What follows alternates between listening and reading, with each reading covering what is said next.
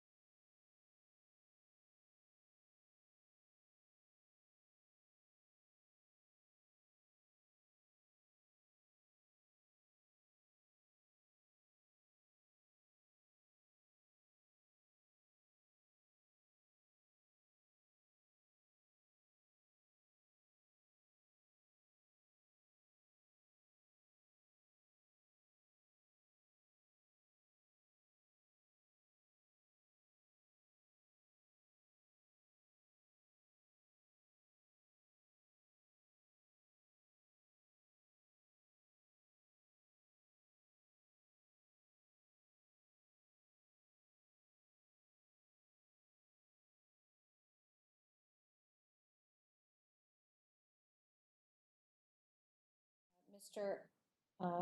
Hart, if we are ready and we're connected to WHCI, I'm ready when you are. Thank you, Mayor. Matt Hart, Town Manager. Good evening, everyone. Thank you for attending tonight's public hearing. I think we're all set, Mayor. And Mr. Dumais will serve as the host or the moderator for purposes of the public hearing. Thank you very much, Mr. Hart. So I'm calling this public hearing to order. Good evening. I am Mayor Sherry Cantor, and I'd like to welcome you to tonight's virtual public hearing on the application filed on behalf of .com Wine and Spirits, Inc., DBA Maximum Beverage, prospective tenant in the property located at 316 340 North Main Street within Special Development District SDD number 7. Because in-person attendance at public meetings is likely to increase the risk of transmission of COVID-19, this hearing is being conducted in accordance with Governor Lamont's Executive Order 7B and 7I. Madam Clerk, please call the roll. Ms. Blanks? Present. Ms. Cantor? Here, thank you. Mr. Davidoff? Here. Ms. Fay?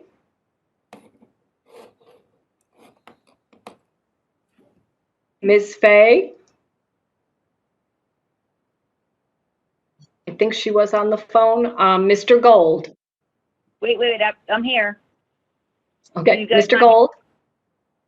In a deeper voice, I'm here. Ms. Kerrigan? Here. Mr. Sweeney? Here. Mr. Winograd? Here. And Mr. Williams? Present. Thank you, Madam Thank you. Clerk. Thank you, Bessie. Thank you, Madam Clerk. This is Mayor Cantor again. I would like to note that we have a full quorum for the council. Because of the virtual format of this hearing, there are some special rules and procedures that I need to go over before we begin. I would like to start with a brief overview of the process. Members of the Town Council, town staff, and the applicant's team are participating in the hearing via WebEx. Members of the public can view the meeting live on West Hartford Community Interactive Comcast Channel 5 and Frontier TV Channel 6098 or at www.whctv.org. The meeting is also being recorded for on-demand viewing, which will be available on the town website. In addition, I would like to note that the required legal notice was posted on the town's website and published in the Hartford Courant. The application materials have been posted and are available for review on the town's website in accordance with Executive Order 7I. All participants must identify themselves when speaking by name and title every time they speak so people that are watching can follow. We will begin with a presentation by the applicant whose representatives are participating via video conference. The applicant will have 20 minutes to make their presentation. If necessary, the applicant may request additional time at the end of the 20 minutes, and I may exercise my discretion as chair to grant them additional time in 5-minute increments.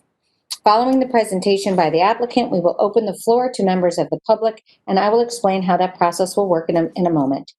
After public comment is over, the applicant will have 5 minutes to address any issues raised during the public comment section. Members of the council will then have the opportunity to ask questions of the applicant, and I will call on the members of the council in alphabetical order. Each member of the council will have 5 minutes to ask questions, which will include the time it takes for the applicant to answer. If I feel answers have taken an undue amount of time, or if the counselor needs a more allotted time, I may grant additional time upon request of the counselor. Also, I will ask participants, including the applicant and members of the council, not to address each other directly. Comments and questions must be made through the chair. After you state your name, simply preface your question or comment with "through the chair," and when you are done, I will recognize the person who is appropriate to respond to you. Although these practices may feel rigid and awkward, they will ensure the meeting is conducted in an orderly fashion and that members of the public who are listening can understand and follow the discussion. With regard to the public comment portion, I want to first emphasize that phone access to this hearing is only intended for members of the public who wish to actively participate and provide comments. If you are on the phone and you do not plan to speak, please hang up and watch either live on Comcast or Frontier or WHCTV, WHCI, streaming. Again, if you do not plan to comment, I'll take a moment and you can hang up now and listen either on your television or via your computer. Okay, thank you. And for members of the public who are still on the phone, please do not mute your device. The meeting moderator will keep everyone's line on mute until you are called on to speak. If you mute your own line, the moderator may not hear your voice when he calls for comment. I will explain how the hand-raising process will work when we begin the public comment section. I would like to conclude by thanking everyone in advance for your patience. The new virtual format can be difficult to manage, but we remain committed to the principles of open and transparent government, and we will strive to ensure that every interested party has a meaningful opportunity to provide input. With that, I invite the applicant to begin their presentation. Please state your name for the record.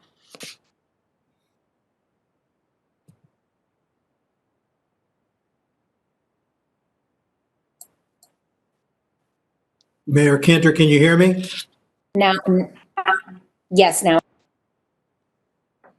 Good evening, Mayor Cantor, Town Council members, Mr. Dumais, Attorney Dodge, members of the public. I'm Attorney Tim Hollister, representing the applicant. With me, either on the phone or on the screen, are Brian Whitney, who is the principal of .com Wine and Spirits and the owner of the Maximum Beverage Store on North Main Street. That is the subject of this application. Peter Diadio, who is the owner of the building at 316 to 340 North Main Street. And then his consultants with me are Darren Senna, who is with Hartford Sign. He will talk about the signage. And Scott Hesketh of F.A. Hesketh and Associates is our consulting professional engineer. I'm going to take a few minutes to just introduce the application and then have Mr.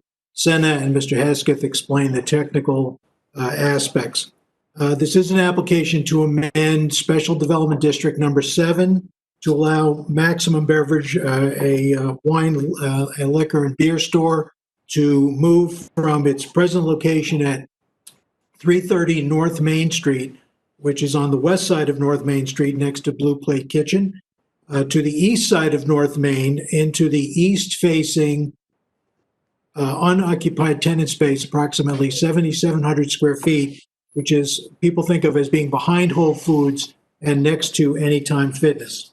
The applicant's submissions tonight consist of our July 6th application package, a bound package with 13 tabs, a July 9th supplement, an August 24th submission in which we responded to comments from the virtual neighborhood outreach meeting that we conducted in late July, and comments from the Town Plan and Zoning Commission, the Design Review Advisory Committee, and town staff.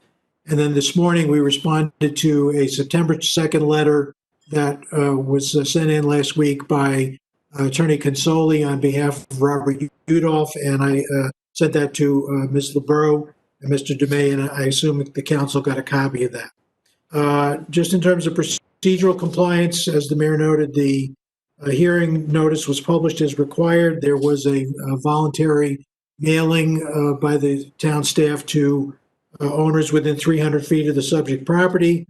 The hearing, we've confirmed, does comply with Governor's Orders 7B and 7I. And I would note that the property owner, which is Polo West Hartford LLC, Mr. Diadio's entity, has been a participant throughout the process in formulating the plans, and they've been involved in the application every step of the way. The application has been reviewed by town staff. Comments have been addressed. Mr. Dumais has 2 letters dated September 1st showing the town staff signing off. And as I mentioned, the plan has been reviewed and approved by the Town Planning and Zoning Commission and the Design Review Advisory Committee. And we did conduct a neighborhood outreach. So now, Mr. Dumais, if I could have the layout plan put up on the screen, that would be appreciated.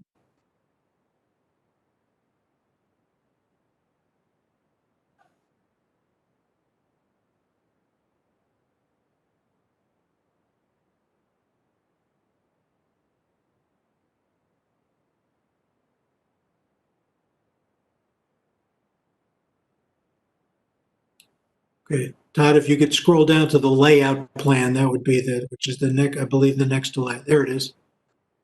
So this is an illustration of SDD number 7, North Main Street, which would be on the west side, is at the bottom.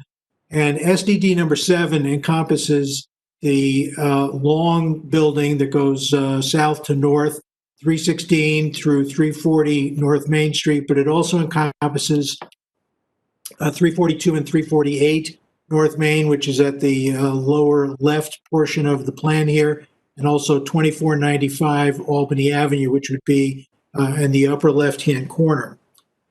Maximum Beverage is a successful business that has been around for more than 10 years at 333 North Main Street.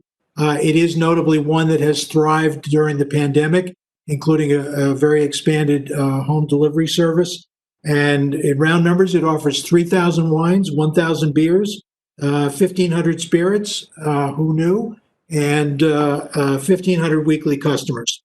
But important to this application is the following. Number one is, this is, at its simplest, a relocation of an existing business across North Main Street. Not a new business, not a new use. It is a relocation.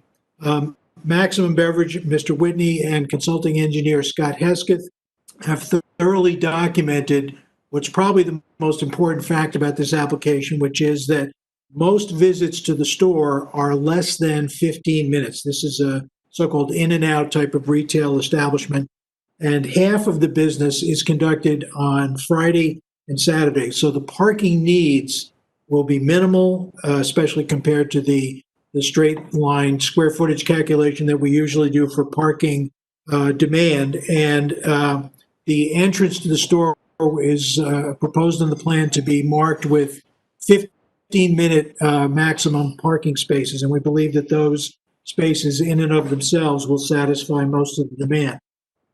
Meanwhile, as shown on the plan in the upper left-hand portion, there is a loading space that is shown at the length that would accommodate a so-called SU-30 truck.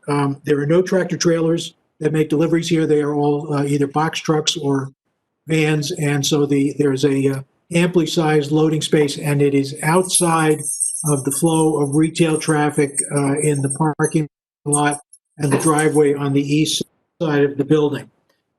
So overall, we anticipate no adverse impact on traffic, parking, circulation, either within the SDD or within the area. And I would note that hours of operation, which by the way comply with state statutes, are 10 a.m. to 7 p.m. Monday through Saturday and 10 a.m. to 6 p.m. Sunday. So with that, I'm going to turn it over to Scott Hesketh to talk about the parking study, traffic improvements, loading, and dumpster and trash collection improvements. Scott? Good evening. I hope you can all hear me. My name is Scott Hesketh. I am the traffic consultant for the applicant. I work with F.A. Hesketh and Associates. Been a professional engineer for 23 years in the state of Connecticut, and I have a master's in civil engineering at the University of Minnesota. Our office prepared and submitted a letter dated May 5th, 2020, which presented the results of a parking analysis for the site, as well as the layout plan and the landscaping plan, which are part of the package and this presentation this evening. Our office has conducted parking studies on this particular site in 2002, 2004, 2006, 2008, and 2017. And we've been involved in several of the SDD applications on this property as well over the years. The report that we've prepared is based on parking counts that were conducted over those previous years. Due to the coronavirus lockdown, we attempted to do some updated parking studies, but because of the COVID lockdown, there was very little parking out there during the study time. So we are relying on the previous observations. A little bit on how the study was done. Back in 2002, we observed vehicles parked on the site every hour on Friday and Saturday from 7 a.m. to 9 p.m. and between 9 a.m. and 5 p.m. on a Sunday. By doing this, we identified that the peak parking demand on the site generally occurred during the lunchtime hours. So during the remainder of our parking calculations, or a significant portion of them, occurred during that lunchtime hour over the next several years. Tables 1 and 2 and 3 in the back of the report present those daily count results. During our observations over those many years, we observed that there were always in excess of 104 parking spaces available on the site during all times.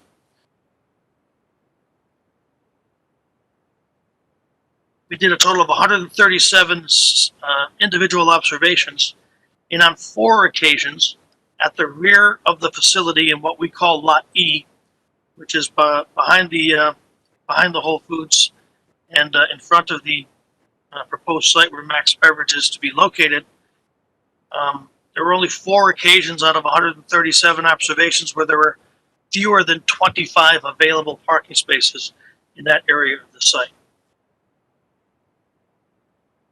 We had asked Max Beverage to provide to us some registered information for their existing facility across the street. They provided us information on 2 different weeks, 2 of their busier weeks during the 2019 calendar year. That included May 20th to 26th and November 18th to 24th. That information is also presented in the report. That data indicates that they observed a maximum of 66 customers and during any 1 hour. That was during the 5 o'clock hour on Friday, November 22nd. Of the 160 hours in which they provided data to us, only 19 hours had in excess of 40 customers, and 141 customers had fewer than 40 customers. So it's not a very intensive use. As you've heard, customers tend to be on site for a short period of time. 15 minutes seems to be the longest stay. So basically, if each customer spent 15 minutes on the site, then they would the store would require an average of 17 parking spaces to accommodate those 66 customers. And if we assume 3 additional spaces for employees, and the facility itself would require 20 spaces for their peak hour of the year. Again, our counts indicated that there were typically 23 or more spaces provided behind the facility. On one occasion, there was only 11 spaces behind the facility. As you saw in the site plan, we are proposing to add 5 additional parking spaces to the rear of the facility. Therefore, we would have a minimum of 28 parking spaces available at all times to accommodate the parking needs of the site, which we estimate to be a total of 20 parking spaces. Therefore, we believe that the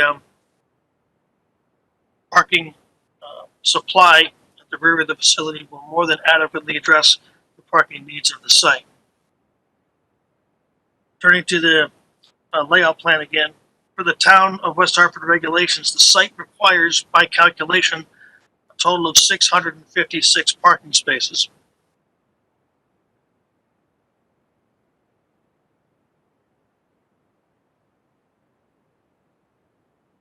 I'm not sure the full tables are there, but that's listed at the bottom of the plan. With the 5 proposed parking spaces, we'll be providing a total of 537 parking spaces, resulting in a parking deficit of 119 spaces. SDD 7 allows a parking deficit of 119 parking spaces. So the plan as submitted to you is in compliance with the SDD regulations for this particular site. You can see on the plan, we are proposing 5 parking spaces to the rear of the building, immediately south of the existing Anytime Fitness facility.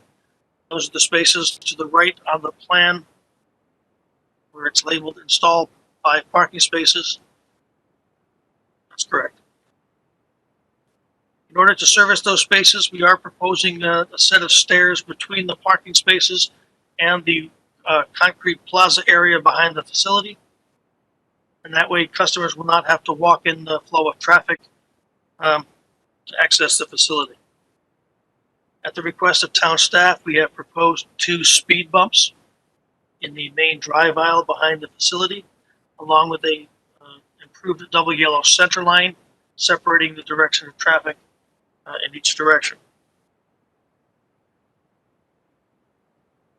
The loading area, as was described by Tim Hollister, loading area for the particular facility is on the to the left of the plan. There's a loading area there for the wild oats. There's a few compactors for the wild oats, and the proposed dumpster for the Max Beverage is located to the right side of that square behind the delivery truck. In order to make room for that delivery truck and that dumpster, we're relocating 2 of the Whole Foods dumpsters to the new dumpster pad and enclosure area located at the end of the arrow that was just pointed out.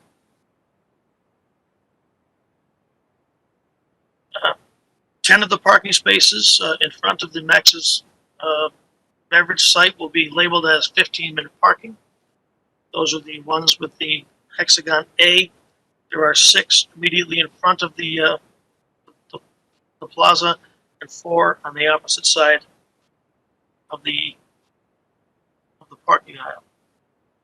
We're also proposing new landscaping a new flower bed in the landscaped area just in front of the Max Beverage store, and a number of shade trees and evergreens on the opposite side of the parking lot. Here's a landscaping plan showing some detail in front of the building. I'm not a landscape architect, but I can tell you there are some ornamental shrubberies, grasses, and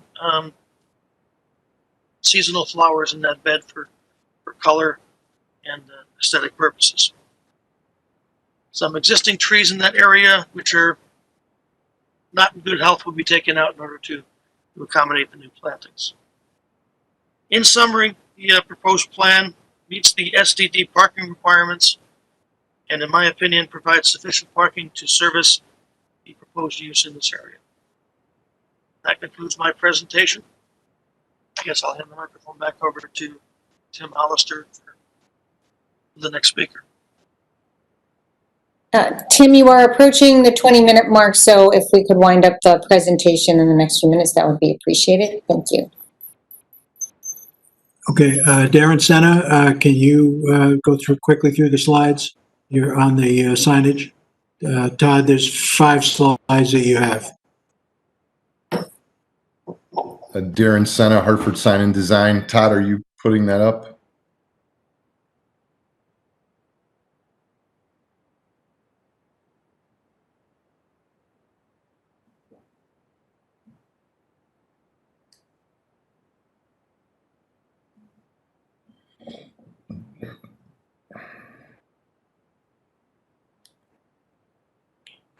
Okay, we're pretty straightforward here with this is the existing sign. We're going to modify that sign and move it across the street to be in the rear of the building. If you want to move to the next slide. It's smaller than what the regulations would allow. This is the existing conditions of the building in the rear, which will now be the main entrance.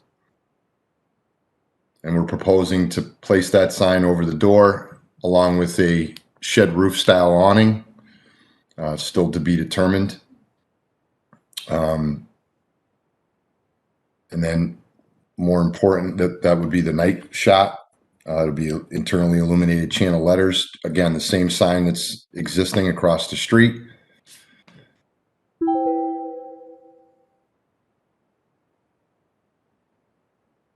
And then this is the sign that's in question, which is this would be the main sign that would be visible from the street. Not so visible, but the best that we got. And I think that altering the brand colors from red to white and putting it above the Anytime Fitness existing sign, which is similar in size, would be, at least get them some street visibility. And again, with the little arrow there indicating that it would be in the back of the building.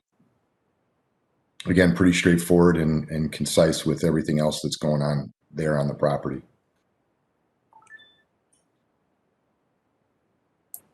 Thank you, Darren. Mayor, just to finish up our presentation, this is Attorney Tim Hollister representing the applicant. The modification we're requesting to SDD number 7 is in harmony with the town's comprehensive plan. You're adding a thriving commercial and retail use to a retail and commercial area. The layout is superior to strict compliance with the town's regulations, and we believe it's an improvement over the existing condition. We're using unused retail space, the traffic circulation, landscaping, signage, and trash management will all be improved in the way that was described by Mr. Hesketh. I will state that Mr. Dumais has proposed 3 conditions of approval, which are acceptable to the applicant. I would note a minor revision to the proposed ordinance. It should refer to the final layout plan, the date of which is 8/20/20.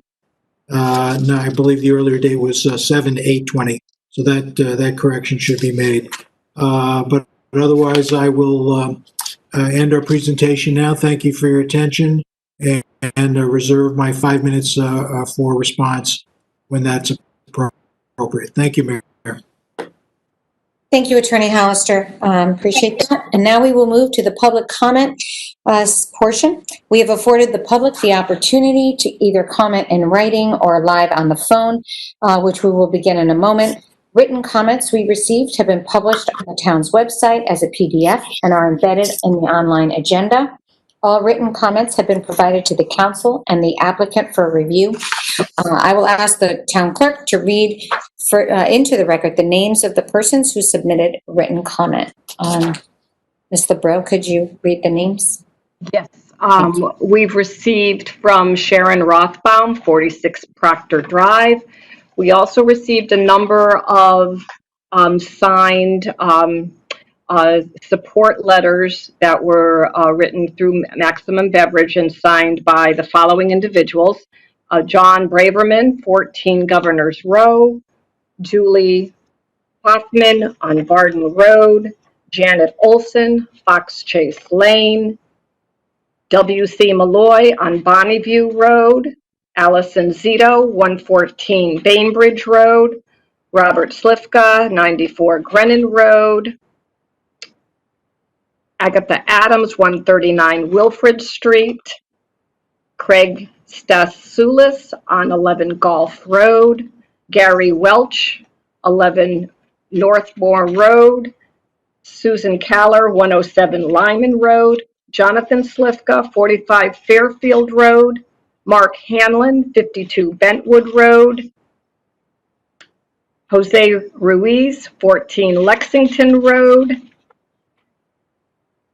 Carmen Shunder, 172 Penn Drive, Linda Pierce, 34 Karen Road, Teresa Dupree, 71 Auburn Road, Frank Haas, 37 Royal Oak Drive. Those are the ones I've received.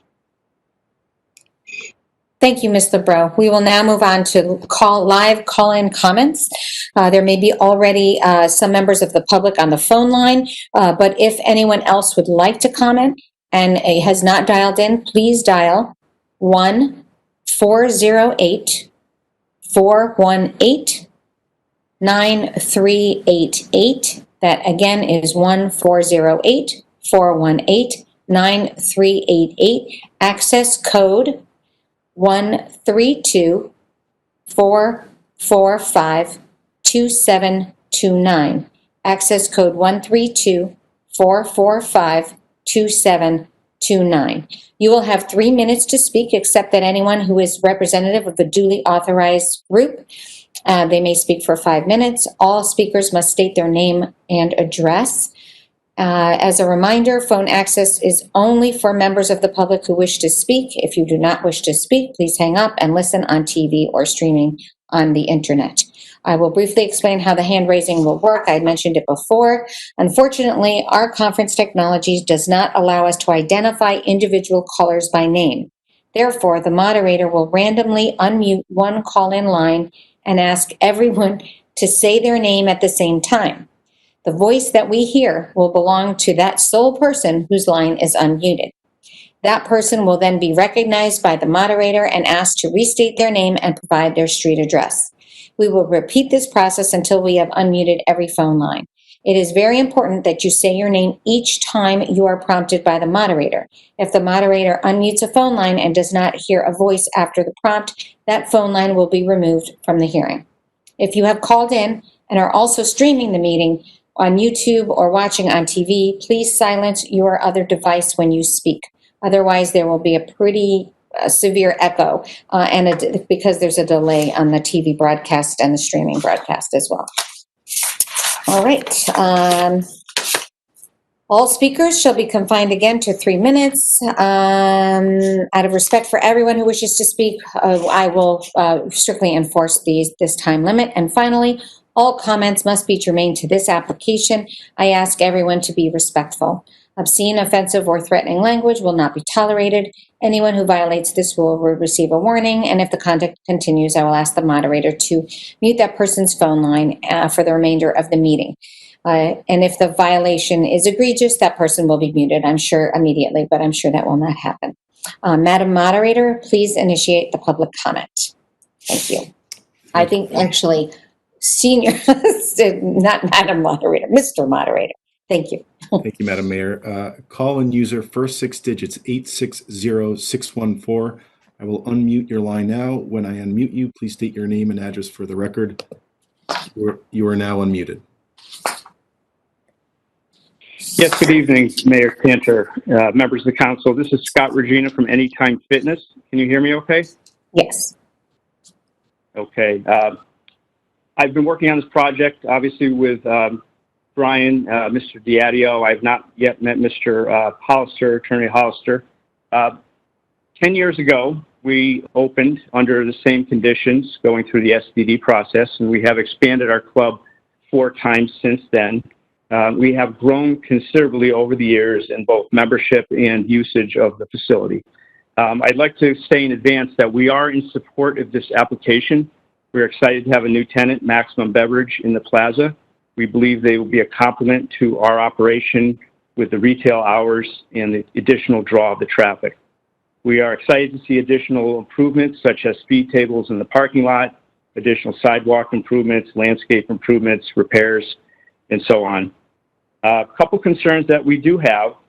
We need to note that some of the parking that will be required for Maximum Beverage, the reserved spaces, we feel are a little bit on the aggressive side.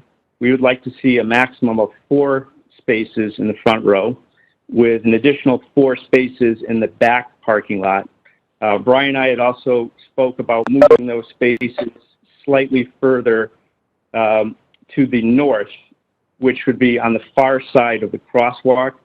My concern is that people are simply not going to use the crosswalk and they're going to cut across the parking lot, causing a more dangerous situation.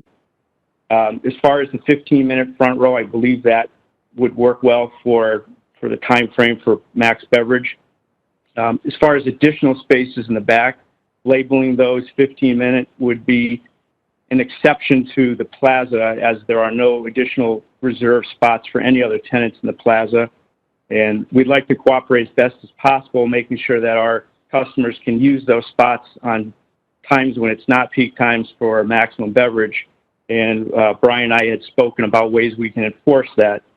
I'd also like to mention that I would like to see in this application no employees from Maximum Beverage parking in the rear of the building. And I would also like to see no trucks blocking our parking. I'm aware that there is a ramp, but there's a possibility of additional trucks coming in at multiple times. And I just wanted to be sure, as Brian and I discussed, that that does not block our existing customers. And finally, I would like to make a notation about the proposed canopy. Brian has insisted and Peter has insisted it will be a quality construction. Our concern is that the canopy is going to look dissimilar to anything else in the plaza. We don't want it looking like a piece of plastic stuck on the building. We want it to be something that would match the existing improvements to the plaza. I understand there are some limitations as to the heating and air conditioning equipment, where that might go. Our existing canopy contains our heating and air conditioning equipment, and it's worked out pretty well for us over the years. So as long as it looks good, as long as it's something that matches and is in alignment with the rest of the structures of the building, we'll be happy with it. Again, I just don't want to see something that looks too cheap on the building. And I believe that's all the comments I have for tonight. Thank you, Mr. Regina. Appreciate it. Next caller, please. Mr. Moderator. Call in user first 6 digits 860209. I will now unmute your line. When unmuted, please state your name and address for the record. You are now unmuted.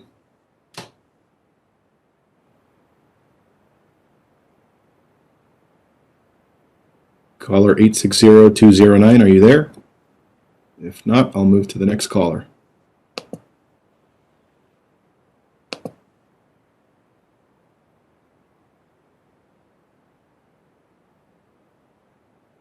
Madam Mayor, that is all of our call-in users. The remaining call-in user is Councillor Fay. Thank you, Mr. Dumais. Again, if you want to speak on this and you have not we can, no one's on hold. It's been in process for a while. I think the notice is probably fine. We'll just wait one more minute to make sure. I do see that 860-209 going on and off the mute button. Maybe we'll try one more time. Sure. Caller 860-209. You are now unmuted. Caller 860-209, are you there? I'll put you back on mute.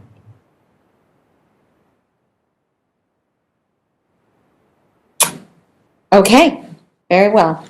All right, so with that, we will turn to the applicant for rebuttal, and I think maybe addressing Mr. Regina's, some of Mr. Regina's comments. So, Mr. Hollister, Attorney Hollister. Thank you, Mayor. First of all, let me point out that the parking spaces that are have 15-minute limitations are not reserved for either Max Beverage or Anytime Fitness or any other user. They're time-limited spaces, but they're not reserved spaces. As to the other things that Mr. Regina brought up, I can only say that I think there's been a great deal of cooperation between Anytime Fitness and Max Beverage, and that will continue. The idea about no trucks blocking parking or customers is on the site plan. There is one loading space and one loading space only. And Mr. Dumais has proposed a condition of approval to make sure that is the case. And certainly it is the applicant's intention to do that. And we completely agree that the canopy needs to be a very high quality material. The architect for the project is Brooks Fisher from Newman Architects in New Haven, who answered some questions from town staff to their satisfaction. And certainly if they wish to consult before construction on the actual material, including with Mr. Regina, we certainly are willing to do that, but hopefully that's what good neighbors would do in a commercial situation anyway. I would also say I was expecting the letter from Attorney Consoli on behalf of Robert Udolph to be mentioned. I don't know if I believe it's in the record, but I would just say that there is no, Mr. Udolph had raised the question of whether there would be overflow parking in the Crown Market spaces. And the only thing that was said during the virtual public meeting about that is that Crown Market is closed during the peak day of Max Beverage, which is Saturday. But there is no plan and no need for any parking that would serve Max Beverage to use any space in Crown Market. On top of that, there are no tractor trailer deliveries, no increase in traffic volumes in the area because, again, this is a relocation of an existing business. And there was also submission of a traffic study for the area of Marshalls and Target on the west side of North Main, and that just we don't believe is relevant. So again, we accept the conditions of approval. We will take to heart everything that Mr. Regina said, stating that on the record. And I think that's everything I have in rebuttal. And I thank you, Mayor and council members, again, for your attention. Thank you again, Attorney Hollister. Again, this is Mayor Cantor. We will now go to councilor questions in alphabetical order. Each member of the council will have 5 minutes again to ask questions, inclusive of the answers. And as just with my discretion as chair, I may add additional time if the answer takes a good amount of time. We will start with Councilor Blanks. Thank you. Through you, Madam Mayor, Councilor Carol Anderson Blanks. I have a few questions, and so I'll start with you, Attorney Hollister, and then you can direct it to your team. The first question I have regarding, I think somebody presented where there was observation done on 4 occasions. And so I was curious, what occasions were those? Councilor Anderson, the Special Development District number 7, It took me a minute to get off mute, and I apologize. You're very quick, Attorney Hollister. So I will just, so people can follow if they're watching, Counselor Blank. So now I'll call on you, Mr. Attorney Hollister. Thank you. Thank you. Sorry, Counselor Anderson. I don't know the exact year that Special Development District Number 7 established. I believe it was in the early 2000s, but it has been revised on at least 4 occasions that I'm aware of, including 2009, 2012, and 2017. 2017 was the expansion of the Hartford Medical Group store.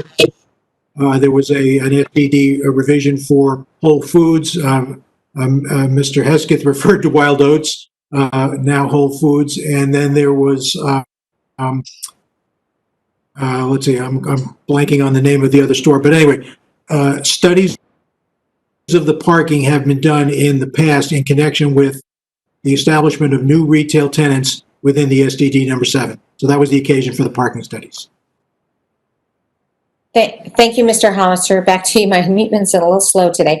Thank you, Mr. Hollister. Back to you, Ms. Blanks. Next question. Through you, Mayor, Councilor Carol Anderson Blanks. Next question was, you mentioned that there was going to be stairs created, and I just want to make sure that that was clear, and that was in consideration of public safety. Can you explain to me where those stairs going to be installed, on what side of the building? It almost sounded like the north side, but I wanted to be clear.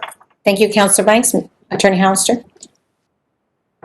Madam Chair, I'll turn that over to Scott Hesketh. He was he's the engineer of record and recommended that installation. Scott? Yes, this is Scott Hesketh through the chair. If you can call up the layout plan, perhaps we can point that out.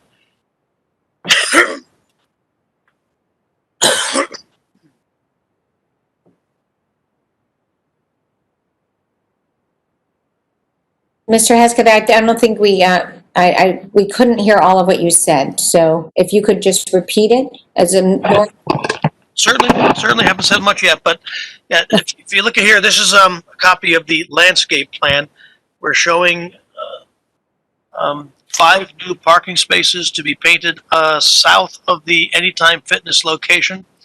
And you can see toward the top middle of that circle, there is a landing area and some stairs proposed through an existing concrete retaining wall down from the parking spaces down to the walkway in front of the building. So that space would accommodate the people parking in those 5 spaces in that area. Thank you, Mr. Hesketh. Attorney, I would like to, and I don't know if the Attorney Hollister wants to add anything. If not, we'll go back to Councilor Blanks and for the next question. Through you, Madam Mayor, my final question, Councilor Carol Anderson Blanks. How many handicap parking spaces are designed or created? And this is probably a question too for you, Mr. Dumais. What's the minimum that's required? And that's my final question, Madam Mayor. Thank you, Councilor. Mr. Dumais, can you answer that? Madam Mayor, through you to Councilor Blanks, can you repeat the question? I couldn't hear the audio on my end.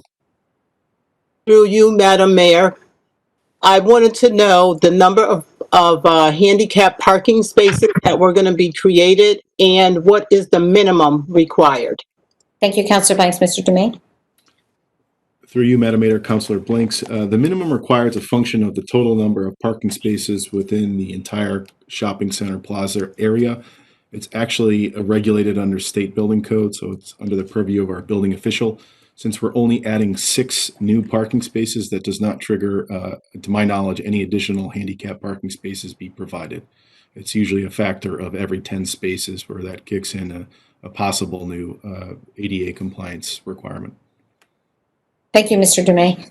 Are you all set, Councilor Blanks? All set? Any follow-up, Councilor Blanks? No, I'm all set, Madam Mayor. Thank you. I'm sorry, I couldn't hear. All right, next is Mr. Davidoff. Thank you, Madam Mayor. Through you to Mr. Dumais. Mr. Dumais, since this is Special Development District number 7, everything with respect to that development district can be spoken about, even though it wasn't part of this applicant's application. Is that correct? Thank you, Councilor Davidoff, Deputy Mayor Davidoff. Mr. Demay? Madam Mayor, Todd Demay, through you to Councilor Davidoff. Yes, technically that is correct. Since we are talking about a single district, it is subject to review and discussion tonight. However, as the applicant pointed out during their presentation, their piece of the special development district is one small component of a larger district which has multiple owners. I hope that answers your question, Councilor Davidoff. Thank you, Mr. Demay. Mr. Davidoff? Thank you, Mr. Dumais. So my concern is about the snow piles.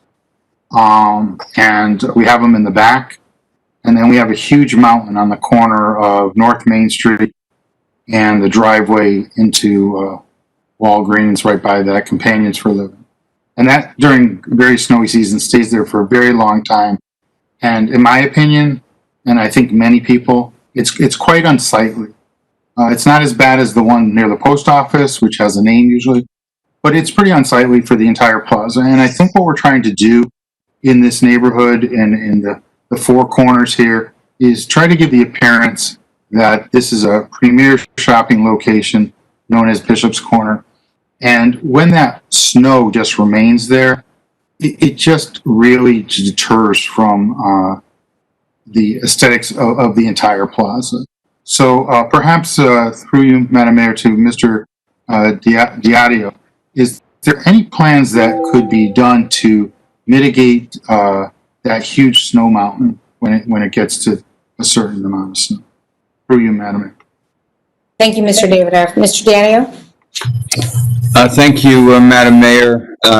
In answer to the councilor's question, so in the past, that mountain of snow sometimes lasted until summer. But I think that you'll notice in the last recent years, there's been much less snow piled there. And a big part of that is because we've relocated the stored snow to the rear of the building, where we've piled it in another location. That's the problem with depending on the snowstorms. If they are far apart and they melt, it works out well. But when they're all at once, there's just no place to put the snow. So we've created some additional snow shelf. And again, the problem we've added, I think, a half a dozen trees to the rear of the site per comments from DRAC and from Todd Dumais. And we've added those because that snow storage has killed the trees. And so when they kill the trees, of course, you need to plant new trees, because when you have a bad year, that's where the snow goes. So we've used every effort to get the snow out of that Walgreens parking lot. And we'll do every effort to continue to keep that small. And we do appreciate that we don't like it there either. I appreciate your answer. Thank you, Mr. Diadio. Yes, Mr. Davidoff. Through you, Madam Mayor. Mr. Dumais, would it be possible as a condition of approval that if the snow totals reach a certain amount, they could be just trucked off site like we've done on other developments, whether it be in the center or elsewhere? Thank you. Thank you, Mr. Davidoff. Mr. Demay? Thank you, Madam Mayor. Through you to Councilor Davidoff. You are correct. That is a somewhat frequent condition we have on other special development districts. However, I would encourage you to have an open dialogue with the applicant, since they were not previously made aware of that possible condition, and see if they'd be amenable to it during the public hearing here. Thank you, Mr. Demay. So, Attorney Dodge, should we, at the end of this, go through the questions and then go through any other conditions of approval at that time? Would that be appropriate? Yes, Madam Mayor, we could do it. Sorry, Dallas Dodge Corporation Counsel. I think based on Mr. Dumais's comments, it would be helpful if the applicant could comment on that particular condition and express whether they would be supportive or not at this time. Okay. And we can then, and the council can then make a judgment during the meeting whether they would like to add that as a condition of approval. Thank you. Mr. Diadio was actually raising his hand, so I will call on you. Go ahead, Mr. Diadio. Thank you. I couldn't figure out how to raise my hand with the machine here, so I just did it the old way. That's So, anyway, so we own, the part of the building that has Whole Foods, the Hartford Medical Group, Anytime Fitness, and now Max Beverage. The Walgreens and the rest of the center, Five Guys Down, is owned by a different party who actually does the snow plowing. And then, of course, the other part of the office building is the third ownership of the of STD number 7. So, to request as a condition of approval, me to have a third party promise to remove the snow after it gets to a certain depth. I pay 2/3 of the bill, but I may not be able to comply simply because we don't move the snow and it's not on my land. So we can cooperate and do our best efforts, but I also don't want to mislead you and say yes, but then it's not my land and I don't move the snow. So I also want to be honest about it. And we can do the best we can, but when it becomes outside of our purview, it's not our land, then we can only do as much as we can. Anyways, I want to clarify that. Thank you, Mr. Diadio. It does sound like it's a complicated conditions of approval. Mr. Dodge, any suggestions? Thank you, Madam Mayor, and I thank Mr. Diadio for raising that point, because as he mentions, this is several parcels. It's an STD that's been amended a number of times. And again, this condition wasn't proposed previously, and so none of the other owners who would certainly be affected by such a condition have had an opportunity to comment on this. I think that perhaps what we could include as a condition is that the applicant would agree to explore other options for snow removal and work with town staff and other landowners. But in terms of imposing an actual requirement, I think that would be difficult, particularly without the other parcel owners participating in the discussion. Thank you, Attorney Dodge. I think, Councilor Dodge, is that Mr. Davidoff, back to you? Thank you, Madam Mayor, through you. Mr. Dodge, I appreciate your summary, and Mr. Diadio, I appreciate your candor. I think we all have the same interest here, and that is to make this a premier shopping location and to give that appearance. So if we don't lose sight of that, I think that's really, really important, because what we really want to do is attract businesses to this, and I think that's really important. We have no idea after COVID what's going to be the situation, but I do think, though, we really need to be cognizant of the appearance of what it looks like in those winter months and things of that nature. With that said, I would just have one further question, my last question, Madam Mayor. Okay, thank you, Mr. Kushner. To Mr. Dumais, I see that they want to put a sign on the wall. Is there anything that would prohibit wayward signage in the parking lot that would provide, directional, that there's, the businesses are back there? Obviously, they're not on the pylon sign that affronts North Main Street, but we really want to give everybody the opportunity to succeed. And if you don't know that they're back there, it may be difficult. So is there anything in our zoning code that would allow us to provide them, possibly within the parking lot? Thank you, Mr. Davidoff. Mr. Dumais? Thank you, Madam Mayor. Through you to Councilor Davidoff. Yes, our zoning code in commercial districts does permit wayfinding signage. However, it is somewhat limited in size, and typically when coupled with business logos, that eats up some of the size. However, as an example, immediately across the street on the other side of North Main Street, the Edens Plaza, They did a similar program to which you're discussing, particularly for the Target when that came in. So that is something that could be contemplated and proposed by the applicant. Thank you, Mr. Thank Demay. you. Thank you, Mr. Demay. Mr. Davida? Thank you, Mr. Why did it Demay. wind up though? Because yeah, we've. All done. I'm all done, Madam Mayor. Okay, thank you, Mr. Davida. Ms. Fay? Councillor Fay? It's Mary Fay, Counselor. Mary Fay, Town Councilor. I don't really have any specific questions that would have a bearing on the application at this point, but I was just wondering in terms of content and what you will be doing in the new maximum beverage space that's different from you are across the street, please. Ms. Fay, I think maybe we'll go right to Mr. Whitney. I had a hard time hearing the question, so maybe through Attorney Hollister, if we can, if he needs to hear the question again, we can go back. But did you get that, Mr. Attorney Hollister?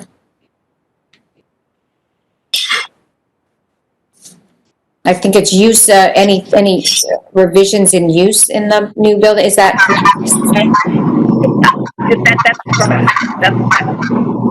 I did not. I did not. Councilor Fay, we're having a hard time hearing you, so if you repeat the question, please. Okay, so the question is, Mute myself. what's different, and you framed it, Madam Mayor, what's different with usage and things that are going on within the store that's different from the one that you've got across the street? Thank you, Ms. Fay. Okay, Mr. Attorney Hollister or Mr. Whitney? Not sure who. Identify yourself when you answer. Thank you, Madam Mayor. No material changes in the store, a new layout, but no change in the product mix. The customer services, the educational programs, none of that is proposed to change. Thank you, Attorney Hollister. And I understand your hand was raised at one point, and I'm sorry I didn't see it. Is there anything further you would like to say that I missed that hand raised? Was that about the snow removal, or I'm sorry if I missed? Through you, Madam Mayor, as long as Mr. Diadio does not have a problem with it, I would suggest as a condition, and remember we're opposing this on the Max Beverage application, but Max Beverage could participate in getting Mr. Diadio and the other property owners and to provide, let's say within 60 days, to the town manager's office a proposal to improve the snow removal and storage at the facility. That would be a suggestion as a condition. Thank you. Thank you, Attorney Hollister. That's a great idea. All right, we can go back to that after we have everybody's question. Councilor Fay, back to you. Any other questions? Comments? Thank you very much. Okay. Councilor Gold. Thank you, Madam Mayor, and through you, Attorney Hollister, I did have a couple quick questions, if you know the answers. First, you had mentioned that obviously with COVID and everything going on, there's been a significant home delivery service. Is that going to continue? Is your client going to continue that process? Will there be designated spots where the maximum beverage cart, I guess it is, the car that travels, will be parked, or is it going to be kind of catch as catch can based on availability of spots?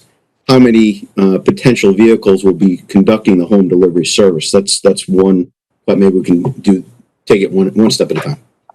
Probably. Councilor Gold, I think that's a good idea. Mr. Hollister, Attorney Hollister. Thank you, Madam Mayor. First of all, the loading of the home delivery truck would have to occur in the loading space. It would not be in a customer space. My understanding is that there are two maximum beverage delivery vans that conduct the home delivery service. If I've misstated that, Mr. Whitney can correct me, but my understanding is that it's two. Certainly the intention is for as long, number one is as long as there is a pandemic, I think the demand will be there. But of course, the great question of not just here, but of all retail uses is, do changes brought about by the pandemic and customer behavior continue after the pandemic is gone? I suppose the answer is yes, but that's an educated guess. Thank you, Madam Mayor. Thank you, Attorney Hollister. Back to you, Councilor Gold. Thank you. And the only reason why I bring it up is because obviously all of us have noticed Maximum Beverage trucks sometimes parked at the forefront of North Main all the way to the end of the driveway as people are driving by. So that's why I didn't know where they would be designated as parking. Be that as it may, another question I had, is there a signed lease? And if you can disclose how many years the signed lease goes for and if there's renewals. And then the other question I had dealt and probably directed to Mr. Hesketh, dealing with the 5 spaces in front of the stairway. The last space, and I just want to make sure because I'm not an engineer, it seems to jut out a bit into the travel lane. And I just wanted to make sure that for safety purposes, as there certainly will be more traffic flow as another business is developed there, which I hope succeeds, that doesn't impede that traffic flow for safety purposes. Thank you. Thank you, Councillor Gold. Mr. Hesketh?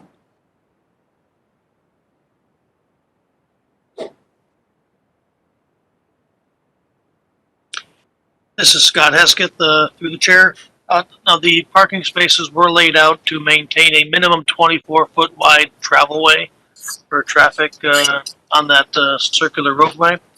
And there is a small painted island there as well. So there should be plenty of room for vehicles to pass and repass on that circular drive without interfering with vehicles parked in that in the new park spaces. Thank you. Thank you, Mr. Hesketh. Back to you, Councillor Gold, and approaching that 5-minute time. I had no other questions except for Attorney Hollister in terms of the lease, if he can answer that. Okay, Mr. Attorney Hollister. Yes. Madam Mayor, through you, I don't know the exact term of the lease. I don't think I've ever had that information. I can certainly say that it will be a multiple-year long-term lease. This is a very significant investment. I see Mr. Diadio has his hand raised, but so let me just say one other thing in response to Councilor Gold. The area where Max Beverage is in now, where you have Marshall's and Blue Plate Kitchen, and is a much more congested area than where Max Beverage is moving to. So if there have been blockages of Max Beverage vans, I think that will be alleviated by relocating across the street. Mr. Diadio, did you want to comment on the length of the lease?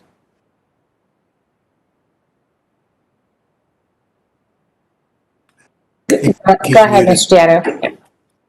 John, here we go. Yes, so I happen to know that it's a 10-year lease because I signed it, 11 years, I think. There you go. Thank you. All right, Councillor Gold, all set, right? Confirming? Yes. Okay, Councillor Kerrigan. Thank you. Through you, Madam Mayor, Councilor Kerrigan, I have no questions. I just want to make a comment. I want to thank for the presentation, thank Todd Dumais for his input. I want to thank Maximum Beverage for continuing to do business in our town. And I also want to thank them for all the community involvement, so many events they provide beverages for us. So I'm very hoping that this will pass and create an opportunity for someone in the space that they leave behind. So thank you. Thank you, Councillor Kerrigan. Councillor Sweeney.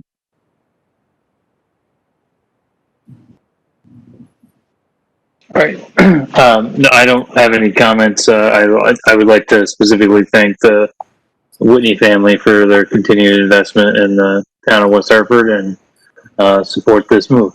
Thank you very much. Thank you, Councillor Sweeney. Councillor Winograd. Thank you, Madam Mayor. Ben Winograd, Town Council. I have no questions. This is the benefit of being at the end of the alphabet when we go in alphabetical order. Councillor Williams. Thank you, Madam Mayor. I have 35 questions. I have no questions. Thank you to the applicant for a thorough presentation as well as answering all the questions that were asked completely. Thank you, Mayor. Thank you, Councillor Williams. I'm going to actually turn to our Corporation Counsel for I know he had a question, but also to review the conditions of approval and maybe summarize that last suggested condition by Mr. Hollister. Thank you. Thank you, Madam Mayor. First, I had a question through you for Dallas Dodge Corporation Counsel. First, I had a question through you for Attorney Hollister with regard to the amendment that he was requesting to the ordinance. I just wanted to confirm that in the second paragraph of the ordinance, amending the ordinance establishing the SDD, what he's seeking to amend would be to change the reference to the layout plan dated last revised 05/05/20, that last revision should be changed to reflect that the last revision was on 08/08/20. You, Madam Mayor, Attorney Hollister could just confirm that that was the amendment he was seeking to the ordinance. Thank you, Attorney Dodge. Attorney Hollister, I thought you said 820, I'm not sure, but you confirmed that. Thank you, Madam Mayor. Yes, Attorney Dodge, 8/20/20, not 8/08, 8/20/20. That's the layout plan from F.A. Hesketh has a revision date of 7/08/20, and then a final revision date of 8/20/20. Mr. Dodge, do you have any, are you all set on that? Is that question? Yes, Madam Mayor, and I'm sorry, I've been corresponding with our town planner to try and work on an additional condition. And so the suggested language that we've come up with is that the applicant will review and propose to the other property owners with the SDD a plan to improve snow removal, which may include the off-site removal of snow. And if the plan is agreed upon, it shall be transmitted to town staff for review and acceptance. So through you, Madam Mayor, I didn't know if Attorney Hollister would like to comment on that possible condition. Thank you, Mr. Dodge. Attorney Hollister? Madam Mayor, through you, as long as Mr. Diadio is okay with that, that sounds fine to me. Thank you. Okay, and Mr. Diadio, just to check in with you. Yeah, we can use our best efforts to get everybody to cooperate, and as long as it's best efforts, then we have no problem. We'll work diligently to try to accommodate you. Thank you. We appreciate that very much. Actually, I also, that was going to be one of my concerns or questions, because it actually becomes I have noticed that there has been snow in the front and more in the back. So I think it would benefit all of the center if an agreement could be arranged. Never know what the winter's going to bring, and I would bet this year is not on our side. So anyway, because things are not going great. But anyway, all right. With that, I also just would like to say thank you for the presentation, and I am very appreciative of the commitment of Mr. Whitney Maximum Beverage to remain in the community. And I know this has been a long time in the works, and I appreciate his patience and everyone's patience to get this done. So I have no further questions. And with that, I am going to read into the record letters dated June 3rd, 2020 from TPZ and DRAC recommending approval. And if there is no objection, we will close the public hearing. Is there any objection? All right, public hearing is closed. And we will start at the council meeting in momentarily, just a couple minutes.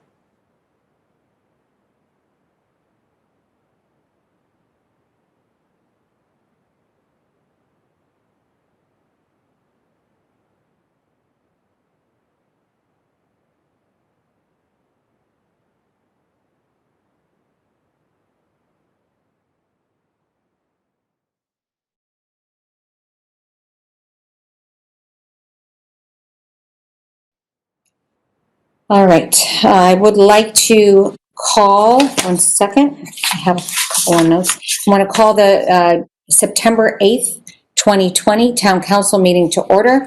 We will start with the Pledge of Allegiance, and I have my little portable flag here, and my son is running around it. We'll start with the pledge. I pledge allegiance to the flag of the United States of America, and to the republic for which it stands, one nation, under God, indivisible, with liberty and justice for all. Thank you. I want to also take a moment and remind everyone that we are in a very serious pandemic. I know it doesn't leave your heads, but America has experienced 6.5 million and 1,186 cases as of today, 193,812 deaths, and that is our reality. I also want to say we lost a member of our family. And I have my little notes here. I don't know where they are. Yeah. We lost a beloved, longtime employee. We lost Joe Mangione, who was an apparatus operator for West Hartford Fire Department, again, for 20 years. I just want to say a couple words. He passed away peacefully after a very courageous battle with cancer, surrounded by family and friends, brother and sister firefighters. And seeing that brotherhood and sisterhood was very, very powerful. He was not only the most senior apparatus operator, which is really hard to say, the only trainer who had personally trained all of the department's current apparatus operators over his 20-year career. Joe was recognized as the Department Drivers of the Year for his unsurpassed technical competency and his unwavering commitment to safety. He also received 2 citations for meritorious service in the line of duty. His hobbies included scuba diving, tinkering with and rebuilding antique engines, and spending time with his family on the beaches of Cape Cod. He also received his pilot's license, and he was quite a man. Dedicated husband, married for 30 years to Patricia, and leaves behind 2 beloved sons, William and Michael. I'd just like to take a quick minute to think about the length of service, the dedication, the commitment, and the loss that our town is feeling. Thank you.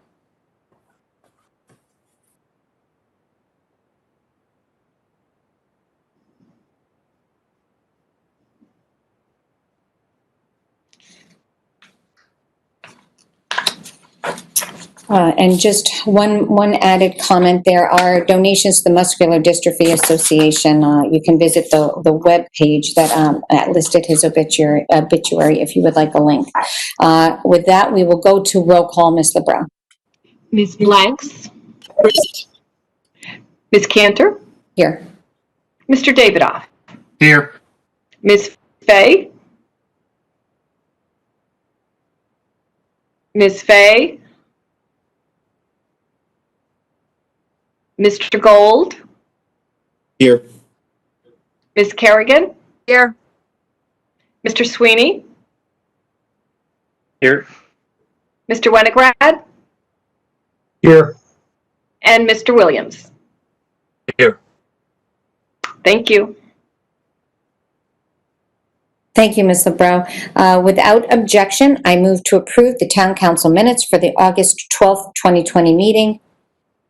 Are there any objections? Seeing none, the minutes are approved.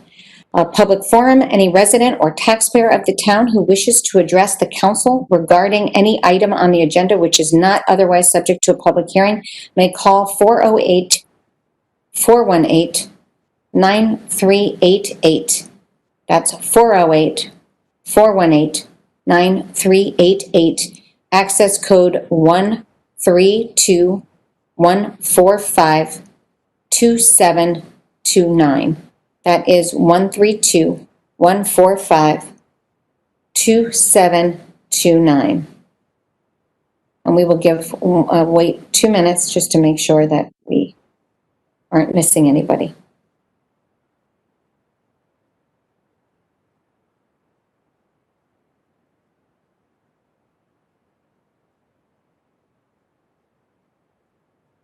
Okay, Mr. Moderator, we're not seeing any calls, are we? Mayor Matt Hart, Town Manager. I'm not seeing any new callers, no. Okay. All right, we will then move on to consent calendar. Without objection, I move that we place items 7F, 7G, 7H on consent. If there's no objection, any objection? You can text me too if I don't see your hand. Oh, except it's locking me out. 1 sec. Okay. Without objection, I move the adoption of the consent calendar. Madam Clerk, please call the roll on that. Ms. Blanks? Yes. Ms. Cantor? Yes. Mr. Davidoff? Yes. Ms. Fay? Mr. Gold, Yes. Ms. Kerrigan, Yes. Mr. Sweeney, Yes. Mr. Winograd, Yes. and Mr. Williams. Yes. Thank you. Thank you, Ms. LeBrow. I know Ms. Fay is on the line because I did receive, but Ms. Fay, is there any way that you can on either, just confirm and that vote? I just don't want to miss your yay on that vote or nay. Ms. Fay. Okay, we will try to incorporate that later. Reports and communications. We will hear from the town manager. Town manager's report. Thank you, Mr. Hart.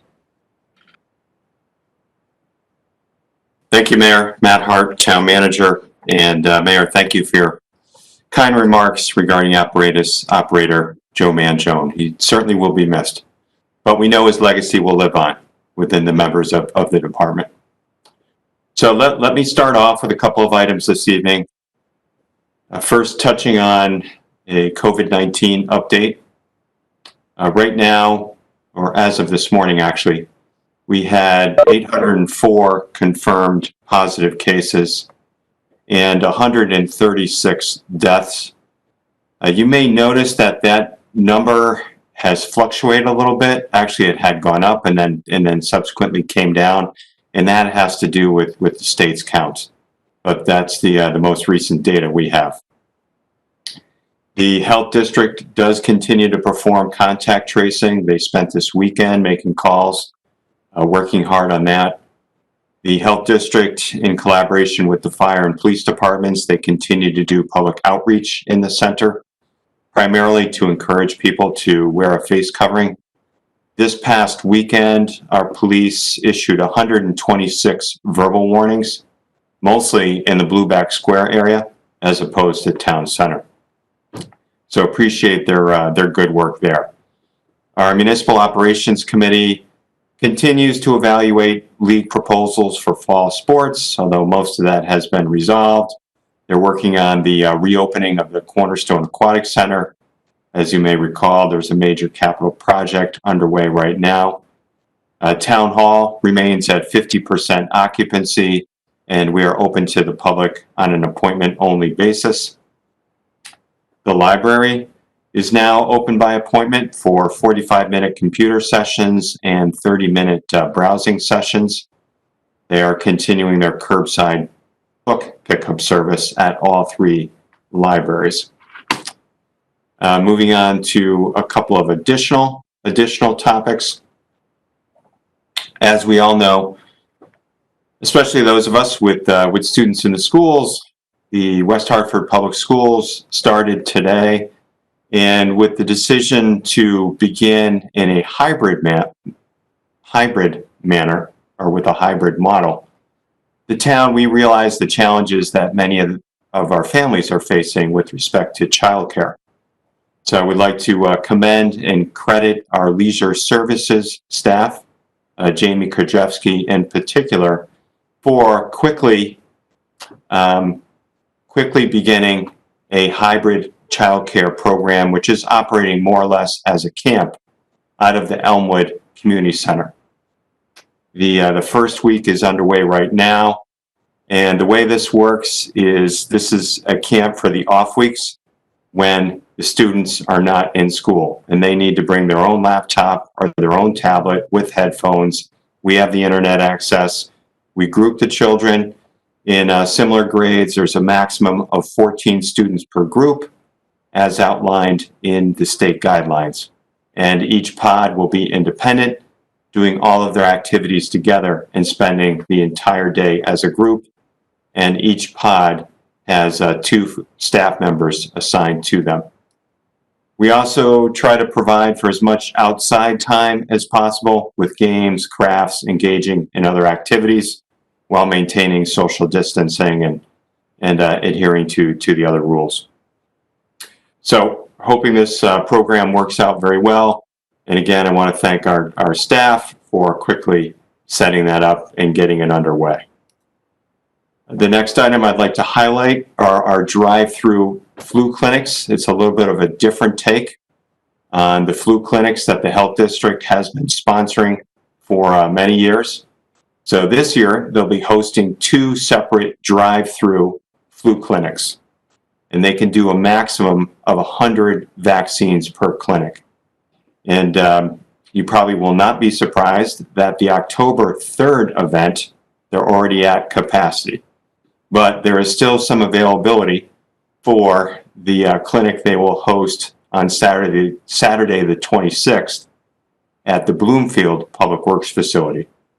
And I'll provide you with specific information regarding that. That's at 21 Southwood Drive in Bloomfield. We will be announcing future clinic dates. To interested residents from either of the 2 towns, West Hartford or Bloomfield, ages 18 years and older, are eligible to receive the flu shot. And this drive-through clinic really will be a good practice run for the COVID immunization when that vaccine becomes available. Next item I'd like to touch on are motor vehicle assessment appeals. We will be conducting those on September 10th and September 12th, our Board of Assessment Appeals. And these are just on motor vehicle assessments under the October 1st, 2019 grand list. We will conduct those appeals outside Town Hall on the patio at our front entrance.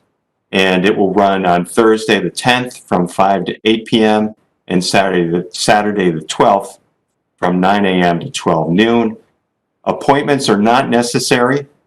People, though, they do need to wear a face covering, and they do need to bring a completed application as well as the motor vehicle that is the subject of the appeal. Just a couple of additional things, Mayor. The town and the Chamber of Commerce, we are partnering to conduct another business survey to better understand how we collectively can best support our business community during the pandemic.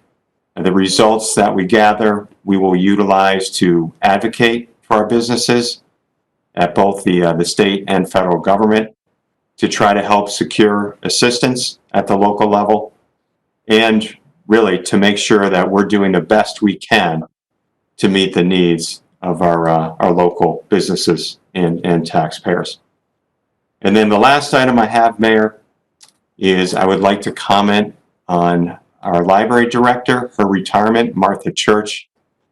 This Friday, September 11th, we're going to acknowledge Martha's tremendous contributions to the town in a virtual Zoom ceremony. And I'll make sure you have that. The mayor and I will be making brief presentations. But Martha has served the community for 43 years. 43 years. That's a tremendous accomplishment. She started in 1977 as a part-timer and then became an adult reference librarian in 2002 and was promoted director in 2015. And she's been able to accomplish a lot of neat things during her tenure. For example, she's helped to establish a local history room for our collection. She's expanded the library's welcome centers at both Noah Webster and Bishop's Corner. She's helped to develop the very first curriculum for basic computer classes for the public. Created, I know in partnership with the mayor and others, a community engagement librarian position held by Pramod Prahan that has been very, very successful, as well as a host of other accomplishments. So we certainly want to thank Martha for 43 years of service. I know she's really excited about the next chapter in her life. She's going to be, she and her husband, John, will be retiring out to the Midwest. Well, they'll be able to spend a lot of quality time with their family. But congratulations to her on a job very well done. That completes my report, Mayor. Happy to take any quick questions council members may have. Thank you, Mr. Hart. Are there questions for Mr. Hart? I don't see any. If you know. Mr. Gold has one, Mayor. Okay, Councilor Gold, go ahead. Thank you, Madam Mayor, and through you to Mr. Hart. do have a quick question. As you mentioned, the town hall is up to 50% capacity. We have students going back in a hybrid model. Is there any thought, and maybe this is kind of directed to the entire council, that we go back into more of a live version while this WebEx is working? I didn't know if there was any thoughts or process or procedure that you had in mind and a time frame for that, please. Thank you, Mr. Gold. Mr. Hart? Thank you, Mayor. Matt Hart, Town Manager. I assume Councilor Gold is talking about in-person council meetings, just to verify. Thank you. Thank you, Mr. Hart. Mr. Gold, can you confirm? Yes. Yes. Thank you, Mr. Gold. Mr. Hart, back to you. Thank you, Mayor. Matt Hart, Town Manager. It is something that I don't want to, Mayor, you can add to my comments in a moment or two. The mayor and I periodically, we touch base on this in a consultation with Corporation Counsel. With the state guidelines, we don't think we're there yet. We do have a staff section that is meeting weekly to review all these issues. We'll see what additional guidance might come from the state. There may be some local legislative bodies in Connecticut that are meeting in person now. Personally, I'm not aware of any. We can periodically check through CCM. I would not recommend it for the immediate future. Let's see what type of additional state guidance we receive in coming weeks. Mayor, perhaps you want to add to my explanation there. Sure. Thank you, Mr. Hart. And actually, our town clerk might want to add too. Before election, we are actually really in need of spreading out and space to process the ballots, all of the election activities that are heading into this really big job of large amount of absentee ballots. So I know that we have. The auditorium is not available. A Board of Education is currently meeting in room 400. That would not work for the council with spacing. So right now we are in a position where they're actually using council chambers and the auditorium. Their expectation is that will be used through election. And then at that point, maybe we can reevaluate and see where we are. But right now, it just doesn't seem like the space will be there for us. Even if everything was, we thought that this was really a good idea to go back. And I will say there was when I asked Mr. Hart about this, he said, well, I just spoke with a colleague and one of their counselors tested positive, and then they were all in quarantine for 2 weeks. If the whole leadership of the town is then elected leadership and is quarantined for a couple of weeks, that can be challenging. So anyway, those are some of the challenges that we're facing, and I think we'll continue to talk about it, but I don't anticipate the room, the ability to spread out being available until after election. I don't know, Ms. LeBreau, do you want to comment on?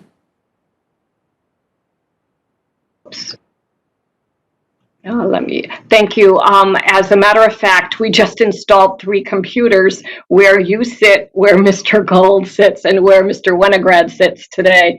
And one of the challenges, like you said, was having to do this huge process of the anticipated 30,000 absentee ballot applications and then the ballots themselves, while maintaining space between the employees that we have and the number of volunteers that will be assisting us. So we basically took over almost every available space, including the town manager's conference room, which I haven't quite gotten to ask him yet, but when things ramp up in the next week, it's going to be really busy in there, and making sure everybody stays safe and spaced is a real concern and priority right now. Thank you, Ms. LeBreau.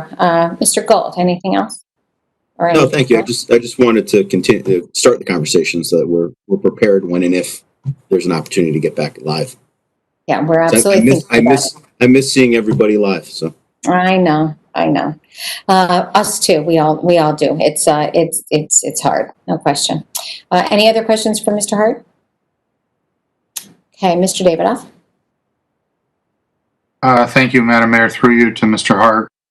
Mr. Hart, have we heard from any members of the public who feel as though they have not had the opportunity to be heard since we've gone to this virtual format? have you received any type of correspondence, whether it be a council meeting or a board or commission, or have all those needs been met statutorily? And I think that's important because I think if we're meeting in person, I think the concern is that's to give people access to their government. And if there hasn't been any complaints from residents or for those who are conducting business either before this board or the planning board or DRAC or any other board or commission, then I think then we're doing a pretty good job. Thank you, Mr. Davidoff. Mr. Hart, you want to make a comment or follow-up? Thank you, Mayor. Matt Hart, Town Manager. Thank you for the question, Deputy Mayor. Actually, my office, we haven't received any complaints, surprisingly, and I think that's a tribute to how well this system has been working for us. I know it has some challenges, but many folks have adapted to it quite well, and arguably for those who prefer to watch and participate remotely, it's been something of an improvement for some members of the public. Mayor, I did forget earlier that I wanted to call on Ms. LeBreau. She has some good news to share regarding some state funds. So through you, Mayor. Thank you, Mr. Hart. Ms. LeBreau? Essie LeBreau, Town Clerk. Thank you, Madam Mayor and Mr. Hart. Yes, we received notification today from the Secretary of State's office that there will be some grant money coming to the town in the amount of almost $44,000 for us to use towards getting the election work done. It will be going towards absentee ballot support. It will be going towards PPE for the polling places, and we expect to get those funds in shortly, like within the next 2 weeks. Thank you, Ms. LeBreau. I'm sure it's very needed. Mr. Hart, anything further from you? I guess that's No. right. Okay. Any other questions for the town manager? All right. Now we will go to Corporation Council's report. Mr. Dodge. Thank you, Madam Mayor. And like the town manager, I also want to express my appreciation for Ms. Church on her retirement. It wasn't until I became town attorney and involved with the town's emergency operations that I found out the library is the secret communications nerve center of the town. The way that the librarians have stepped up to assist during the pandemic has really been incredible. And Martha really rolled up her sleeves and pitched in. And so congratulations to her on a very well-deserved retirement. Some of my discussion may actually bear on Mr. Gold's question with regard to public meetings.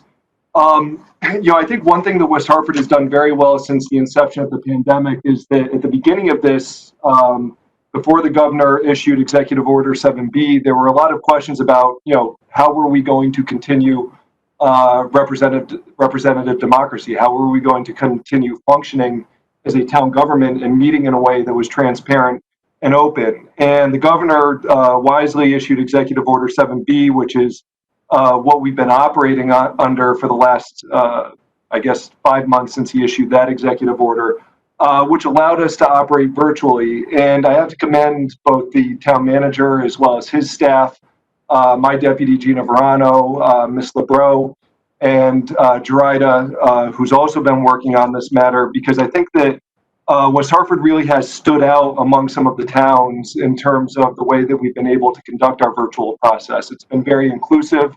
It's permitted the public to participate. It's been very transparent, and credit also to our IT staff, because as we shopped around different products, there were a number of variables that needed to be met, and it was very difficult to find a product that could do all of that. We needed public participation. We needed to be able to record the meeting. We needed to be able to post it on the website, and we needed to do all of that in a secure manner. And I think we can all be very proud that, knock on wood, we have yet to be Zoom bombed or have a major security breach during any of our virtual meetings. And so West Hartford, I think, could be proud of the way that it's conducted itself during this pandemic period. I never expected that it would last for this long, or going into the future, frankly. The governor on September 1st, all of you will recall that he issued his emergency declarations on March 10th, 2020, and he actually issued 2 emergency declarations that day. The first was the declaration of a public health emergency, and the second was the declaration of a civil preparedness emergency. And those are 2 separate statutes that give him specific powers and basically operate in tandem. When he issued that executive order, he put his own expiration date on it of 6 months, and 6 months by my clock will expire on September 9th. As you know, I think probably even more than the governor imagined, we really fell under, Connecticut became governed by executive order, particularly when the legislature was unable to meet. And there were a number of statutes and rules and regulations that needed to be modified very quickly in order to provide for public safety and to make sure that we could continue essential government functions in a safe manner. There was a lot that suddenly needed to be changed. And so, while it's been difficult for the last 6 months keeping up with the executive orders, I think by and large, there's general agreement that in most instances, those executive orders have been issued judiciously and have allowed us to continue have allowed us to operate in a way that we couldn't have otherwise. So there had been some question about, because the governor's executive or emergency declarations were set to expire on September 9th, about what would happen when that occurred, whether he would renew the declaration or whether the legislature might adopt some sort of omnibus legislation. That question got answered on September 1st when the governor renewed his emergency declarations, or rather didn't renew, but issued new emergency declarations that are effective through February. And just a couple hours ago, the governor issued executive order number 9A, which I'm still reviewing, but suffice to say, what it does is it effectively extends all of the executive orders that have been issued over the last 6 months and hadn't already expired through November 9th. And so all executive orders are now extended for another 2 months. And I imagine that the governor will then revisit some of them and determine which should be extended further. I think that based on some press reports, the governor's office wants to engage in a wholesale review of all of the executive orders and didn't feel that it was in a position yet to allow some of them to expire that otherwise would have on September 9th.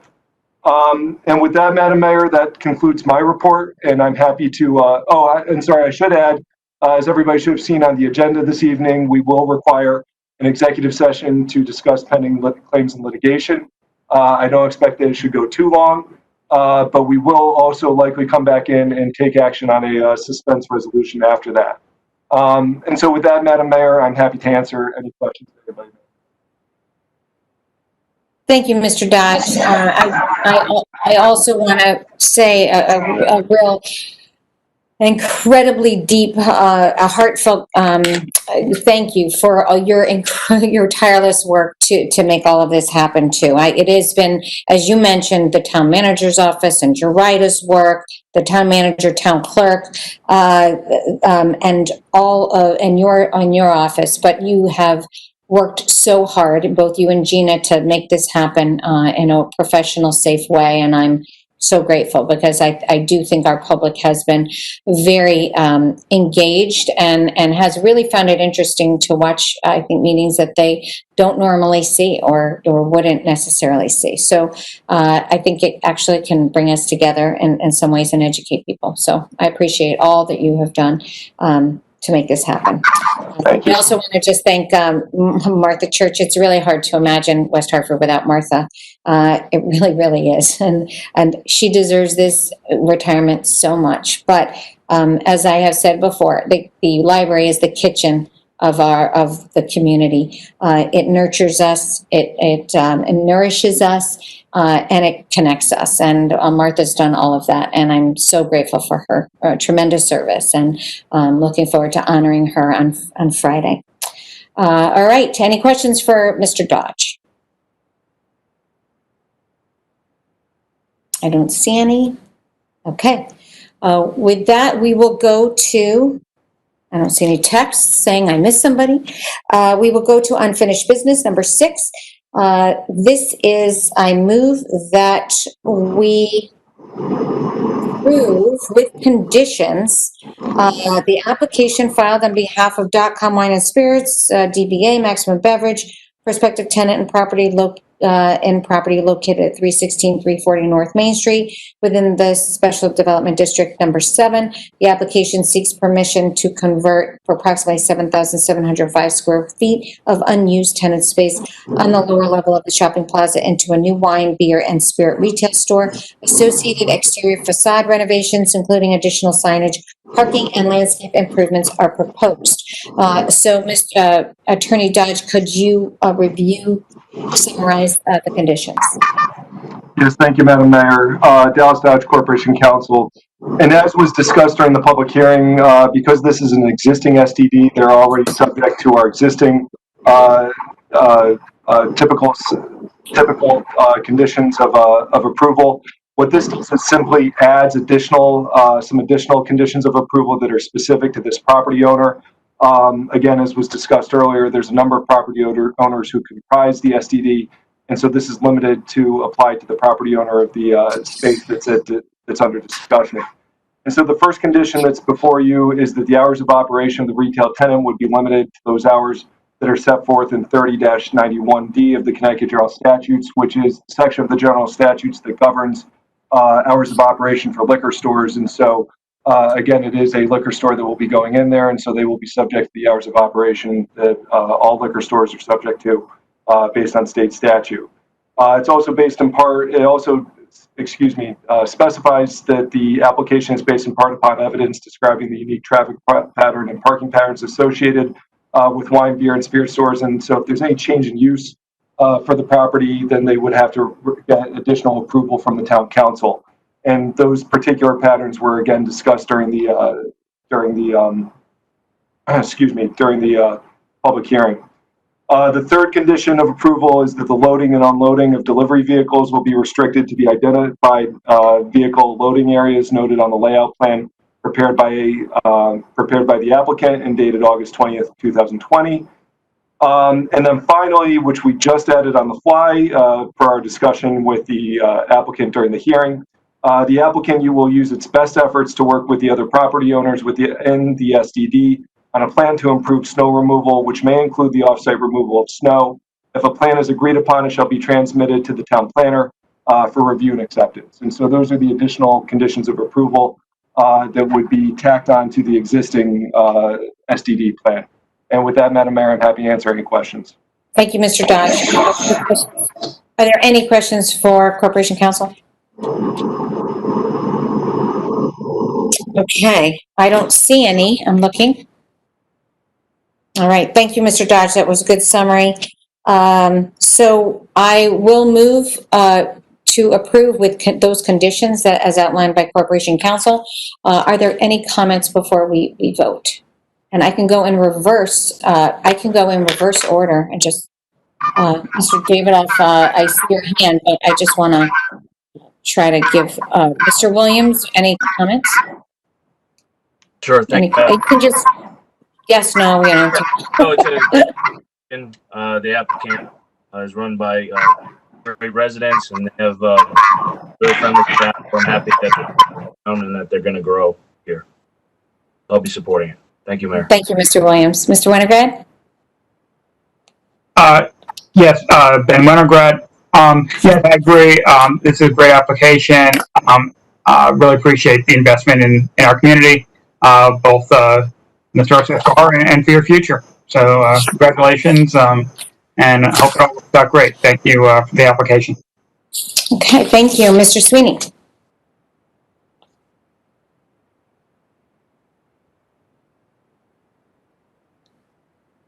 Anything? Sorry about that. No, I will stand with my comments earlier. I'm really happy to see that we're accommodating Whitney's and moving their business, and glad to see this happen. Thank you. Mrs. Kerrigan? Councilor Kerrigan? Thank you. Through you, Madam Mayor. Yeah, I will be supporting this application as well. I'll repeat my comments. Business is so important to the livelihood of West Hartford, so thank you for your business, and thank you so much for giving back to your community. Thank you. We're still doing a roll call vote, so I just want to remind people, sorry, this is for comments, but I just want to make sure that you all come back for roll call. Mr. Gold, any comments? I just wanted to thank the applicant and Attorney Hollister for their presentation, which I was forgetful of before. So thank you, and again, we'll be supporting this. Yeah, and Ms. Fay, thank you.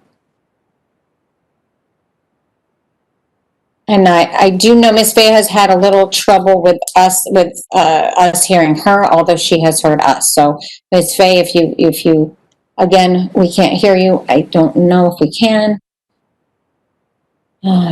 Ms. Fay? Okay, Mr. Davidoff?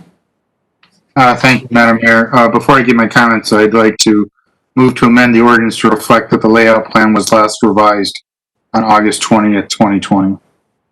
I think Attorney Dodge did say that. Thank you, Madam Mayor. That was separately. That was in the conditions of approval. I believe that the amendment Mr. Davidoff is making refers to the ordinance amending to the actual ordinance that's being adopted. And so now that he's made the motion, you may adopt it without objection if you wish. Okay. I will make the amendment, that is. Right. So I will pause before we do further comment and make a motion to adopt the amended date on the ordinance. And if there's no objection. Okay, motion is adopted. Mr. Davidoff, comments? Thank you, Madam Mayor. I'd like to thank the applicant for meeting all the criteria under our SDD requirements as outlined in their presentation. It's no secret that the parking across the street where Maximum Beverage is currently located was very problematic for them with the high number of handicap parking spaces out in front and limited 15-minute parking. So I think that this will be a prudent business move on their part to succeed and to have adequate parking for its customers.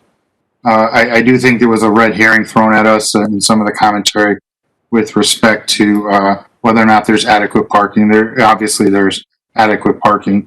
And I thank the applicant for taking a risk for locating what's basically on the backside of a building, and whatever we can do to assist them with wayward signage in the parking lot would be quite helpful, because I think when we get out of this pandemic, whatever steps we can do as a community to make businesses succeed, I think we ought to do.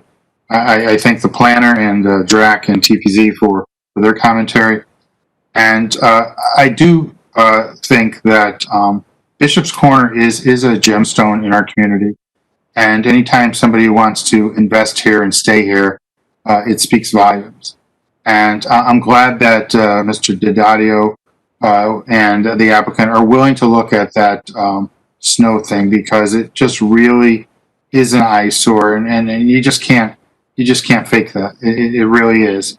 And I think that we have a meeting of the minds, and if we can just come to some reasonable solution to make it look aesthetically pleasing, I think we're doing the right thing. So I thank you for your reasonableness this evening.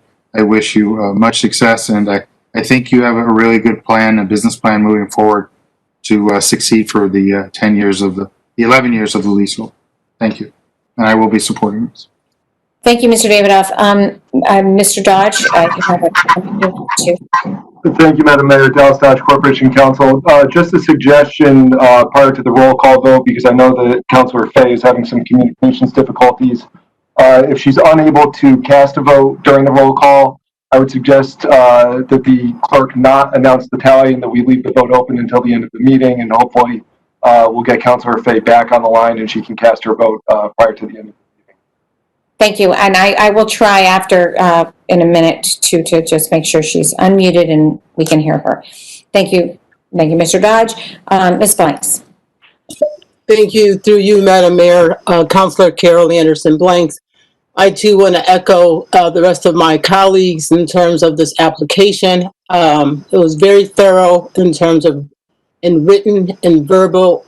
The presentation was very informative, and I too love the fact that they're deciding to move from their current location to the backside of the Bishop's Corner location. It's interesting because as I was going through the report, it reminded me that Service Merchandise was once located in that spot, and that spot has been vacant for a very long time. So I think this is a positive move, and it will only enhance this particular area and bring new and much needed life to this particular location in the center. So I wholeheartedly support it, and I too am only looking for more positive things to come. Thank you, Councilor Blanks. I was thinking of actually Service Merchandise too. I bought my first tennis racket there, and it brought me back to. It is this Maximum Beverage is a destination store. People are there are a lot of loyal customers, and I appreciate the commitment that again Mr. Whitney has made to our to the community. He has, as I think Councilor Kerrigan said, been at so many fundraisers and supporting the community in so many ways. So we appreciate all that he does as a full community member.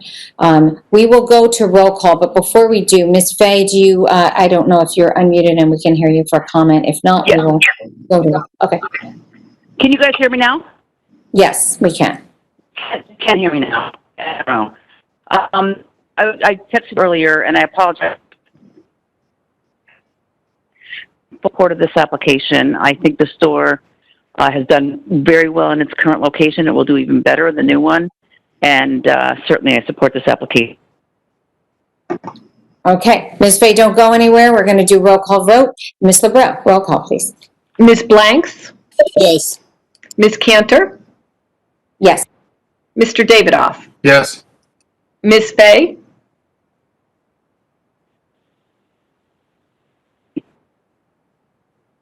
Ms. Fay?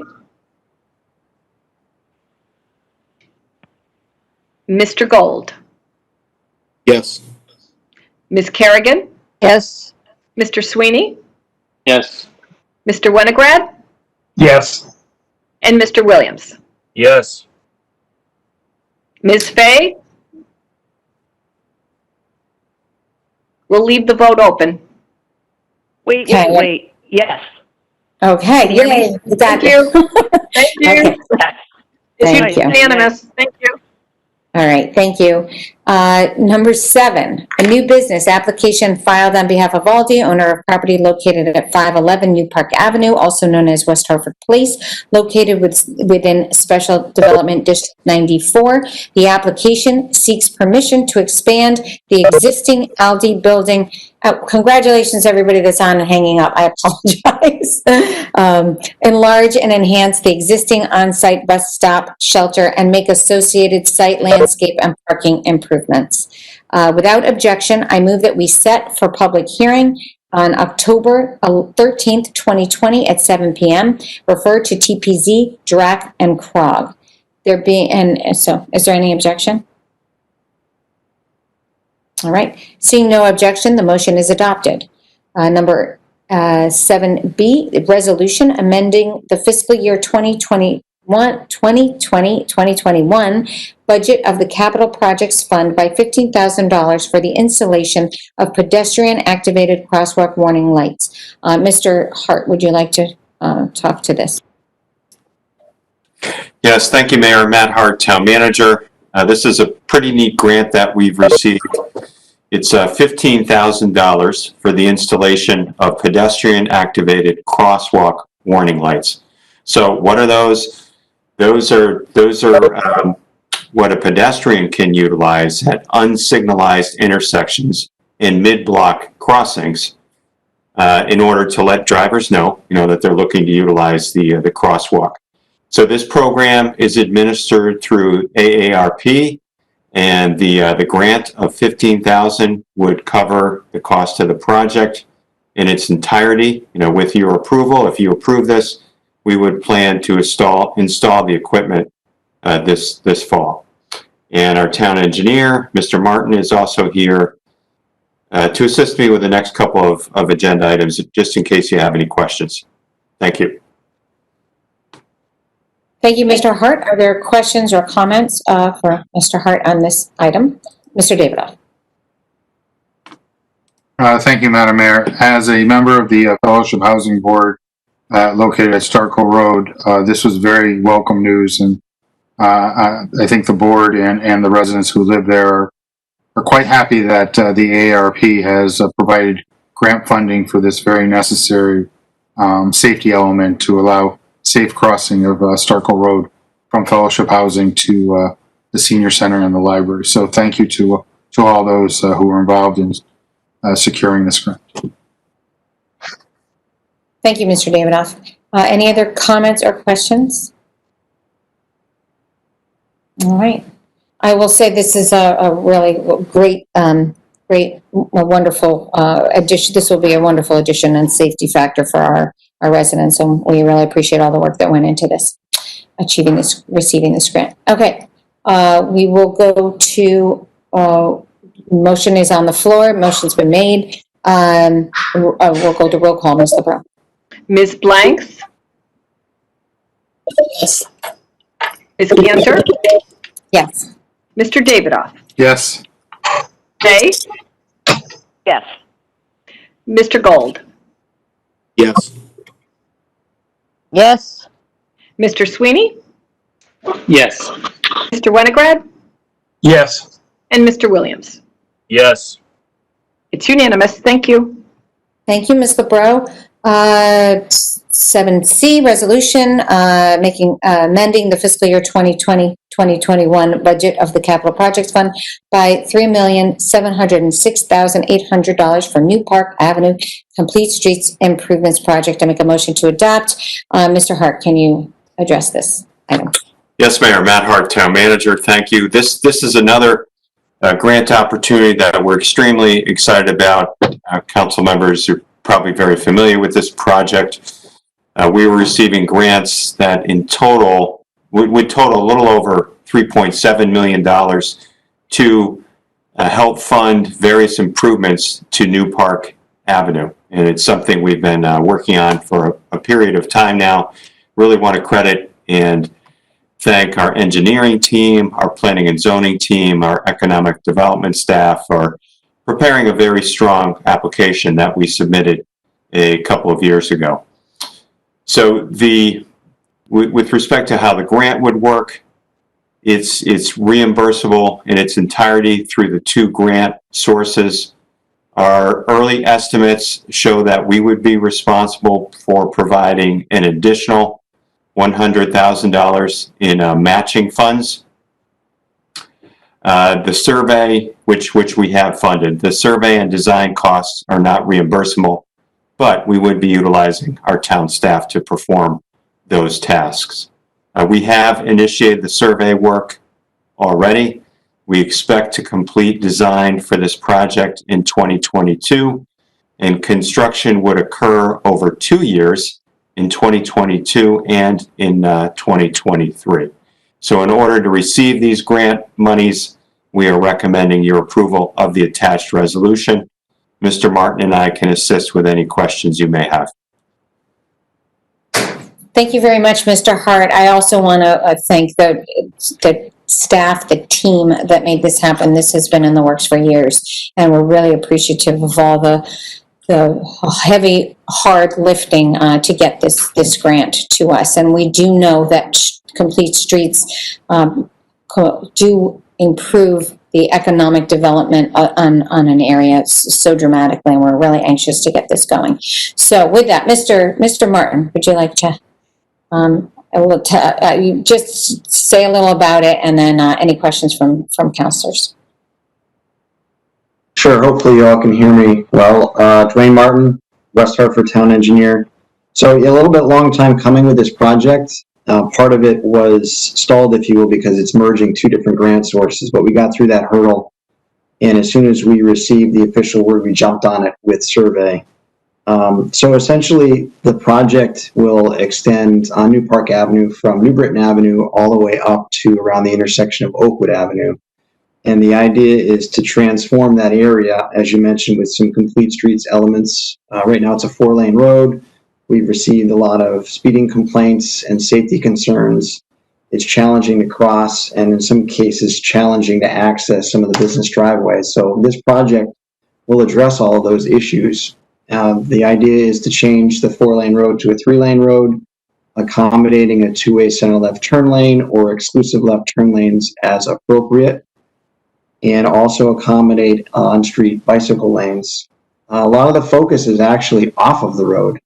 Typically, our projects concentrate most of the improvements between the curbs, and that will occur here as well. But there's also going to be enhancements to the sidewalk areas with regards to the appearance, but also the function, as far as some of the decorative light poles, trees, signage, some improvements for pedestrians at certain areas for crossings, as well as traffic signal improvements.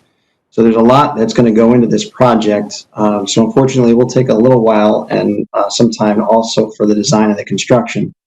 And we're creating a project website as well as an email, and we're beginning the outreach process, going to some of the association meetings soon to kind of spread the word.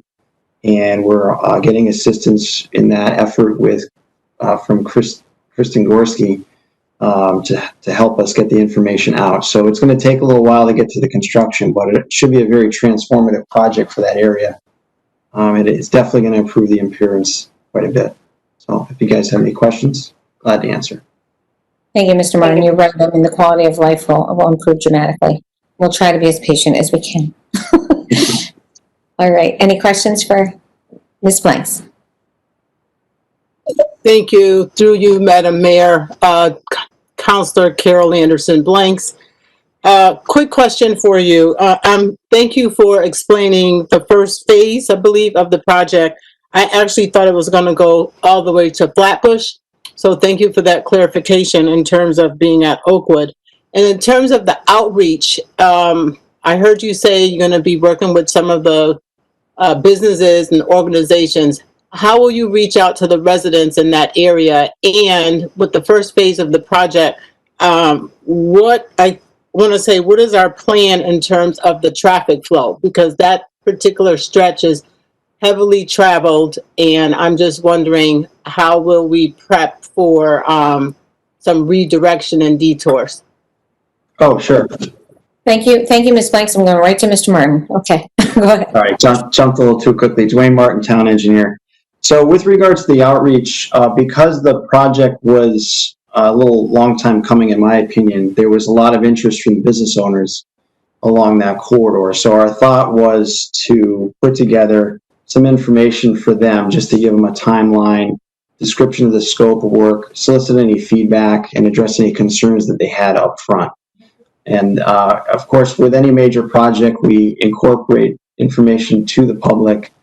And the best way to do that is a public information meeting.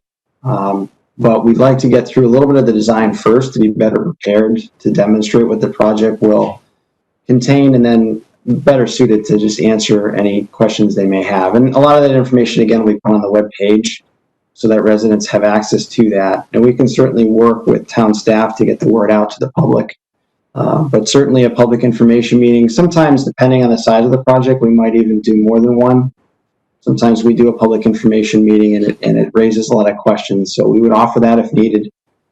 So that the public information meeting will lag a little bit. Like I said, we want to get through at least preliminary design and have plans and displays and things that we can show to people first. So I would guess we're probably going to be springtime would be the earliest for a public information meeting.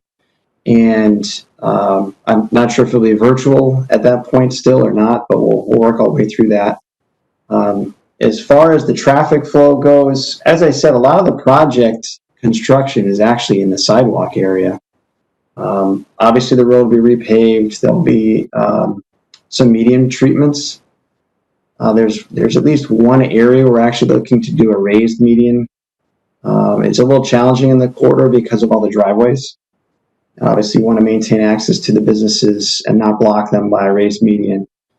But as far as the road work goes, that component of the project should go pretty well. We've already looked at the drainage system and made some improvements for any needs there. So we're not envisioning a detour, but as we work through the design, we'll figure that out. But there'll be some traffic management plans that will come into it.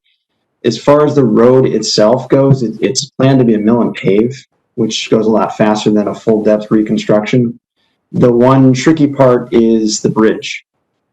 The bridge that goes over Trout Brook. There's some complexity to that, and we don't want to ignore the bridge. It may require some additional attention to be able to handle the improvements to that bridge. So that'll add a little wrinkle to it, but the majority of it is just a simple mill and pave. So those typically go pretty quick. So, and we don't envision any issues with access to the businesses during construction, except when we might have equipment right in front of the driveway. But we'll work with the business owners and make sure that we maintain access as best we can. Thank you. Thank you, Mr. Martin. Anything else? Councillor Blanks? Thank you, Madam Mayor. I'm all set. Thank you so much. Any other questions or comments? Mr. Sweeney, was that, I don't know. No. Okay. All right, then we go to roll call, Ms. LeBrow? Yes. Ms. Cantor? Yes. Mr. Davidoff? Yes. Ms. Fay? Yes. Mr. Gold? Yes. Ms. Kerrigan? Yes. Mr. Sweeney? Yes. Mr. Winograd? Yes. And Mr. Williams?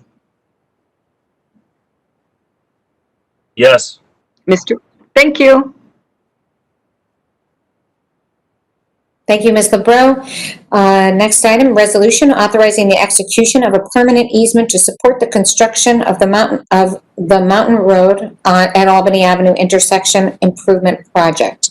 I make a motion to adopt. Mr. Hart, can you, or Mr. Martin, I'm not sure who wants to talk about this. Thank you, Mayor. Matt Hart, Town Manager. Just quickly, a procedural note. I just confirmed with Ms. Verano.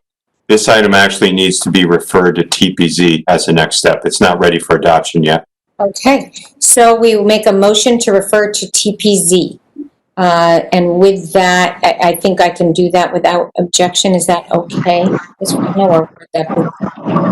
Yes, Madam Mayor, you can make that motion. That's a procedural motion, so that's perfectly fine to do by unanimous consent. Okay, so if there's no objection, this item will be referred to TPZ. All right, since I see no objection, so motion is referred. Next is a resolution concerning the West Hartford Commission on the Arts, and actually I want to speak to this for a moment. The West Hartford established an arts commission actually in 1986, and it was only in people were appointed to it, and it was up and running for, as far as we could tell, for several weeks, maybe a month or two, I don't know. But there was limited information, and it does not look like it ever really took off.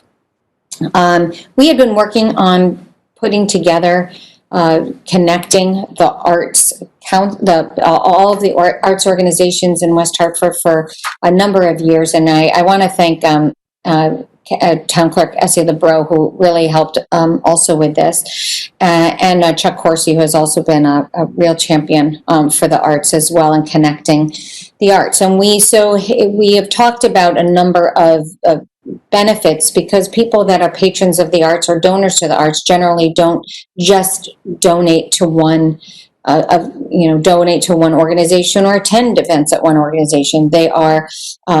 They do benefit so much from all of the arts. And we know also that there's tremendous economic benefit to the community that has a rich arts culture. Connecticut's nonprofit arts and culture industry, which also includes culture in all of this, generates almost $800 million in economic activity in the state, supports 23,000 jobs annually, and returns $72.3 million in revenue to state and local coffers. Data shows for every dollar spent on patronizing arts and culture institutions via tickets and admissions, 3 additional dollars are spent within the local community on things like dining, shopping, and lodging. We know it adds a incredible vibrancy to the community, but we also know that it actually teaches us the human condition and enriches our community and makes us proud. There's really is so much wealth right here in the richness in West Hartford by the cultural institutions that have come forward, whether it's dance or Noah Webster House History or the Playhouse on Park, or every single organization that we has enriched our lives is so important to this community. And in this pandemic, the arts, the in-person especially experience has dried up, and so many of the revenues of this wealth of culture and arts that has really been brought to a not a stop at all, because they've redesigned themselves in so many ways, but not the traditional interaction that we all see and gives us such joy.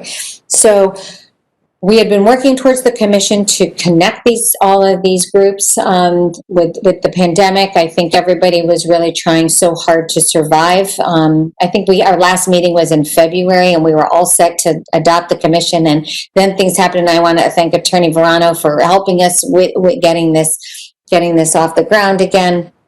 And then the pandemic hit, and everybody was really concerned about their own organizations and their livelihoods. And then they made the connection, largely actually through Chuck connecting all of these organizations and the benefit to making them, having them communicate, connect with each other, and helping to give each other ideas on how to re-envision, reinvigorate their organizations really was incredibly helpful. So I also want to thank Councilor Gold for his work in rebuilding this commission with the volunteers that will be necessary to get it up to speed. So we are, again, the ordinance was on the books. We are appointing people by this resolution, but normally, because we're loading the whole commission with 1, 2, and 3 year terms, so there's staggered terms, so there will be some continuity. And I'm just going to quickly go through who the people are, because it's a pretty very impressive group, and I want to thank them for for diving in and restarting this important commission. Karen Bachman. Karen has been worked with WHCTV, Be the Media. She was on the West Hartford Juvenile Review Board. She's been a tutor at Rawson School in Hartford. She is a former commissioner and past president of the West Hartford Housing Authority, and brings with her the wealth and love of the West Hartford Chorale. And Chuck Horsey, you all know, and Chuck is very knowledgeable about economic development and very committed to West Hartford quality of life and economic development, and has done so much for this community, and especially all the arts organizations I know are grateful for his work. Nancy Hoffman. Nancy's been a resident for 41 years. She was a church administrator. She has been very involved in the Noah Webster House and the Art League, and I want to thank her for her extraordinary work. And we all know Javier Colon, the recording artist, and the amazing voice that he won and put us all on the map, and it was remarkable. But he was on. He and his wife returned to West Hartford after a number of years, and he's been a special guest artist at Hall High Pops and Jazz, and we're thrilled to have him dedicate his talents to this board as well. Susan Rothenberg, also she's been a senior. She's a senior manager of contracts compliance at Ensign Bickford, and has been really involved in the arts and the women's chorale as well, and has had kids go through the school system, and she's a passionate supporter of the arts. Marilla, and I apologize if I'm saying this wrong, Panatisor. It's the New Old School of Music in West Hartford. She's the founder. She has a Juilliard level, has inspired students, and she has performed violin in Europe, Africa, and United States. She's taught. She's an amazing addition to this board as well, and we're thrilled to have her.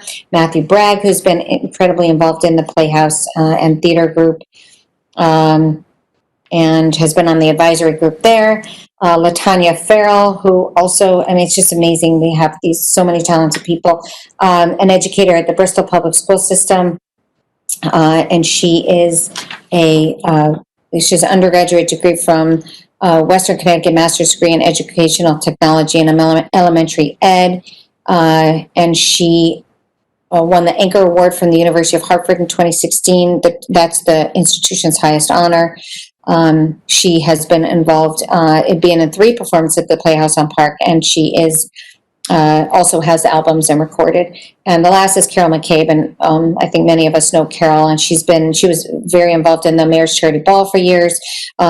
She was the administrative chair. She's been on the Max Cares Foundation board, and she has been involved in the Playhouse and theater groups in the area for a long time, and including having her own son who's in LA and has been on a couple of shows. So we're really thrilled to have this dedicated group, and I just want to thank again Gina for her work in getting this group off the ground, and Lee for also for his input in staffing up this volunteer group. So thank you all, and I think this is a really exciting new chapter for the arts in West Hartford. With that, any comments, questions? We will go to a roll call vote. Ms. LeBreau.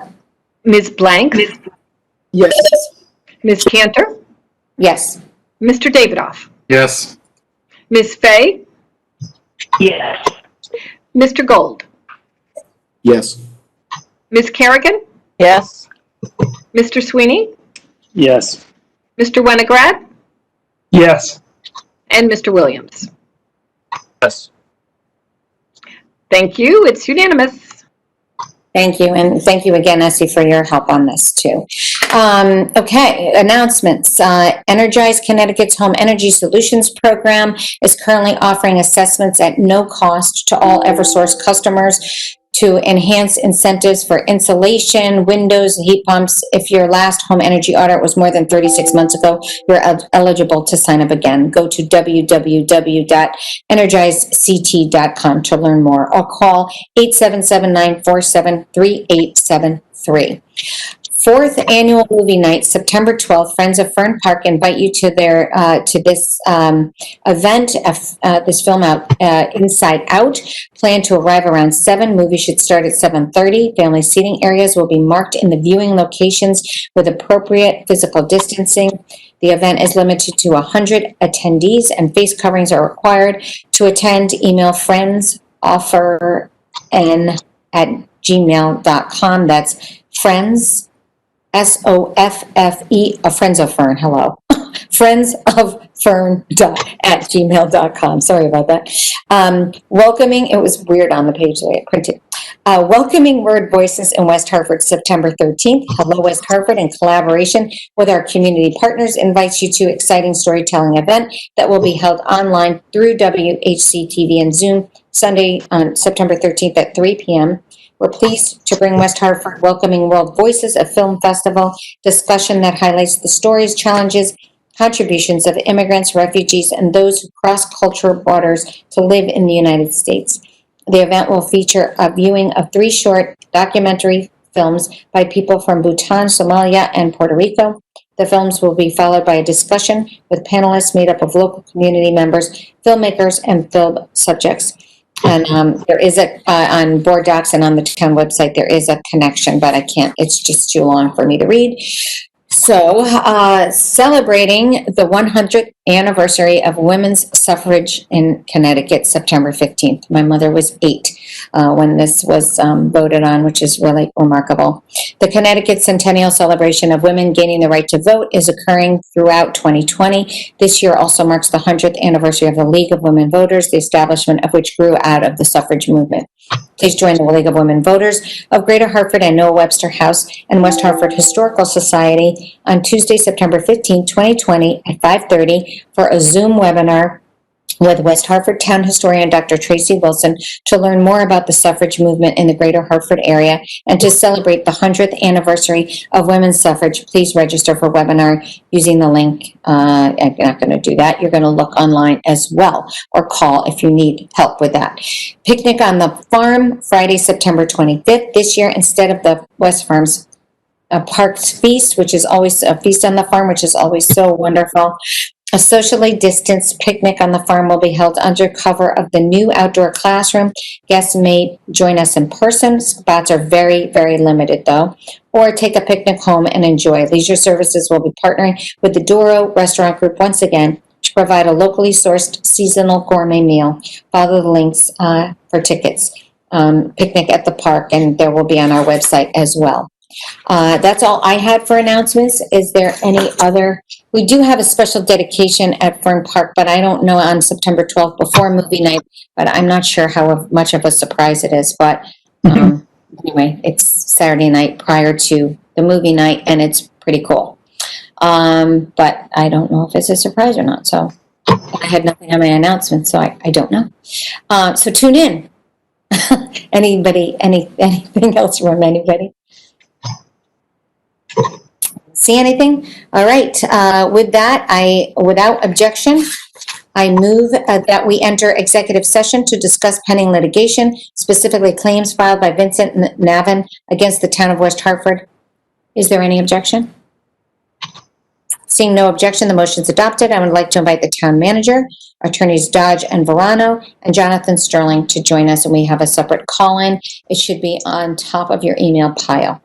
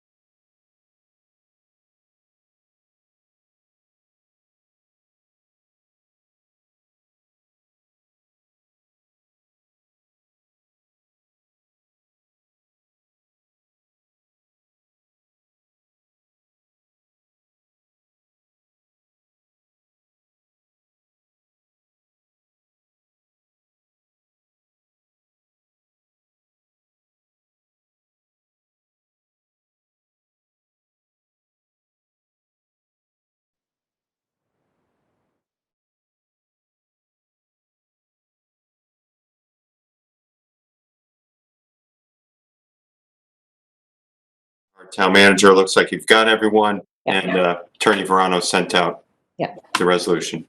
Just got it, okay. All right, so I wish to call the public portion of the meeting back to order.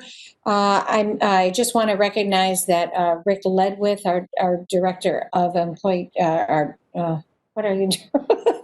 Employee Services Director was also in our executive session. I move that we suspend the rules to consider business not on the agenda. Is there any objection? Seeing no objection, the motion is adopted. Mr. Dodge, I understand that you have a resolution concerning the settlement. Could you? Yes, thank you, Madam Mayor. Dallas Dodge Corporation Counsel. The resolution before you settles certain allegations and claims made against West Hartford by Mr. Vincent Navin, who's a former fire inspector for the town, before the Connecticut Commission on Human Rights and Opportunity and the United States Equal Employment and Opportunity Commission. The complaints center around a disagreement between the town and Mr. Navin about whether he was subject to the mandatory retirement age for firefighters. And the settlement is in the amount of $37,500, and I recommend adoption. Thank you, Mr. Dodge. I move that we adopt a resolution authorizing the settlement of the claim entitled Vincent Navin versus Town of West Hartford. Madam Clerk, could you call the roll?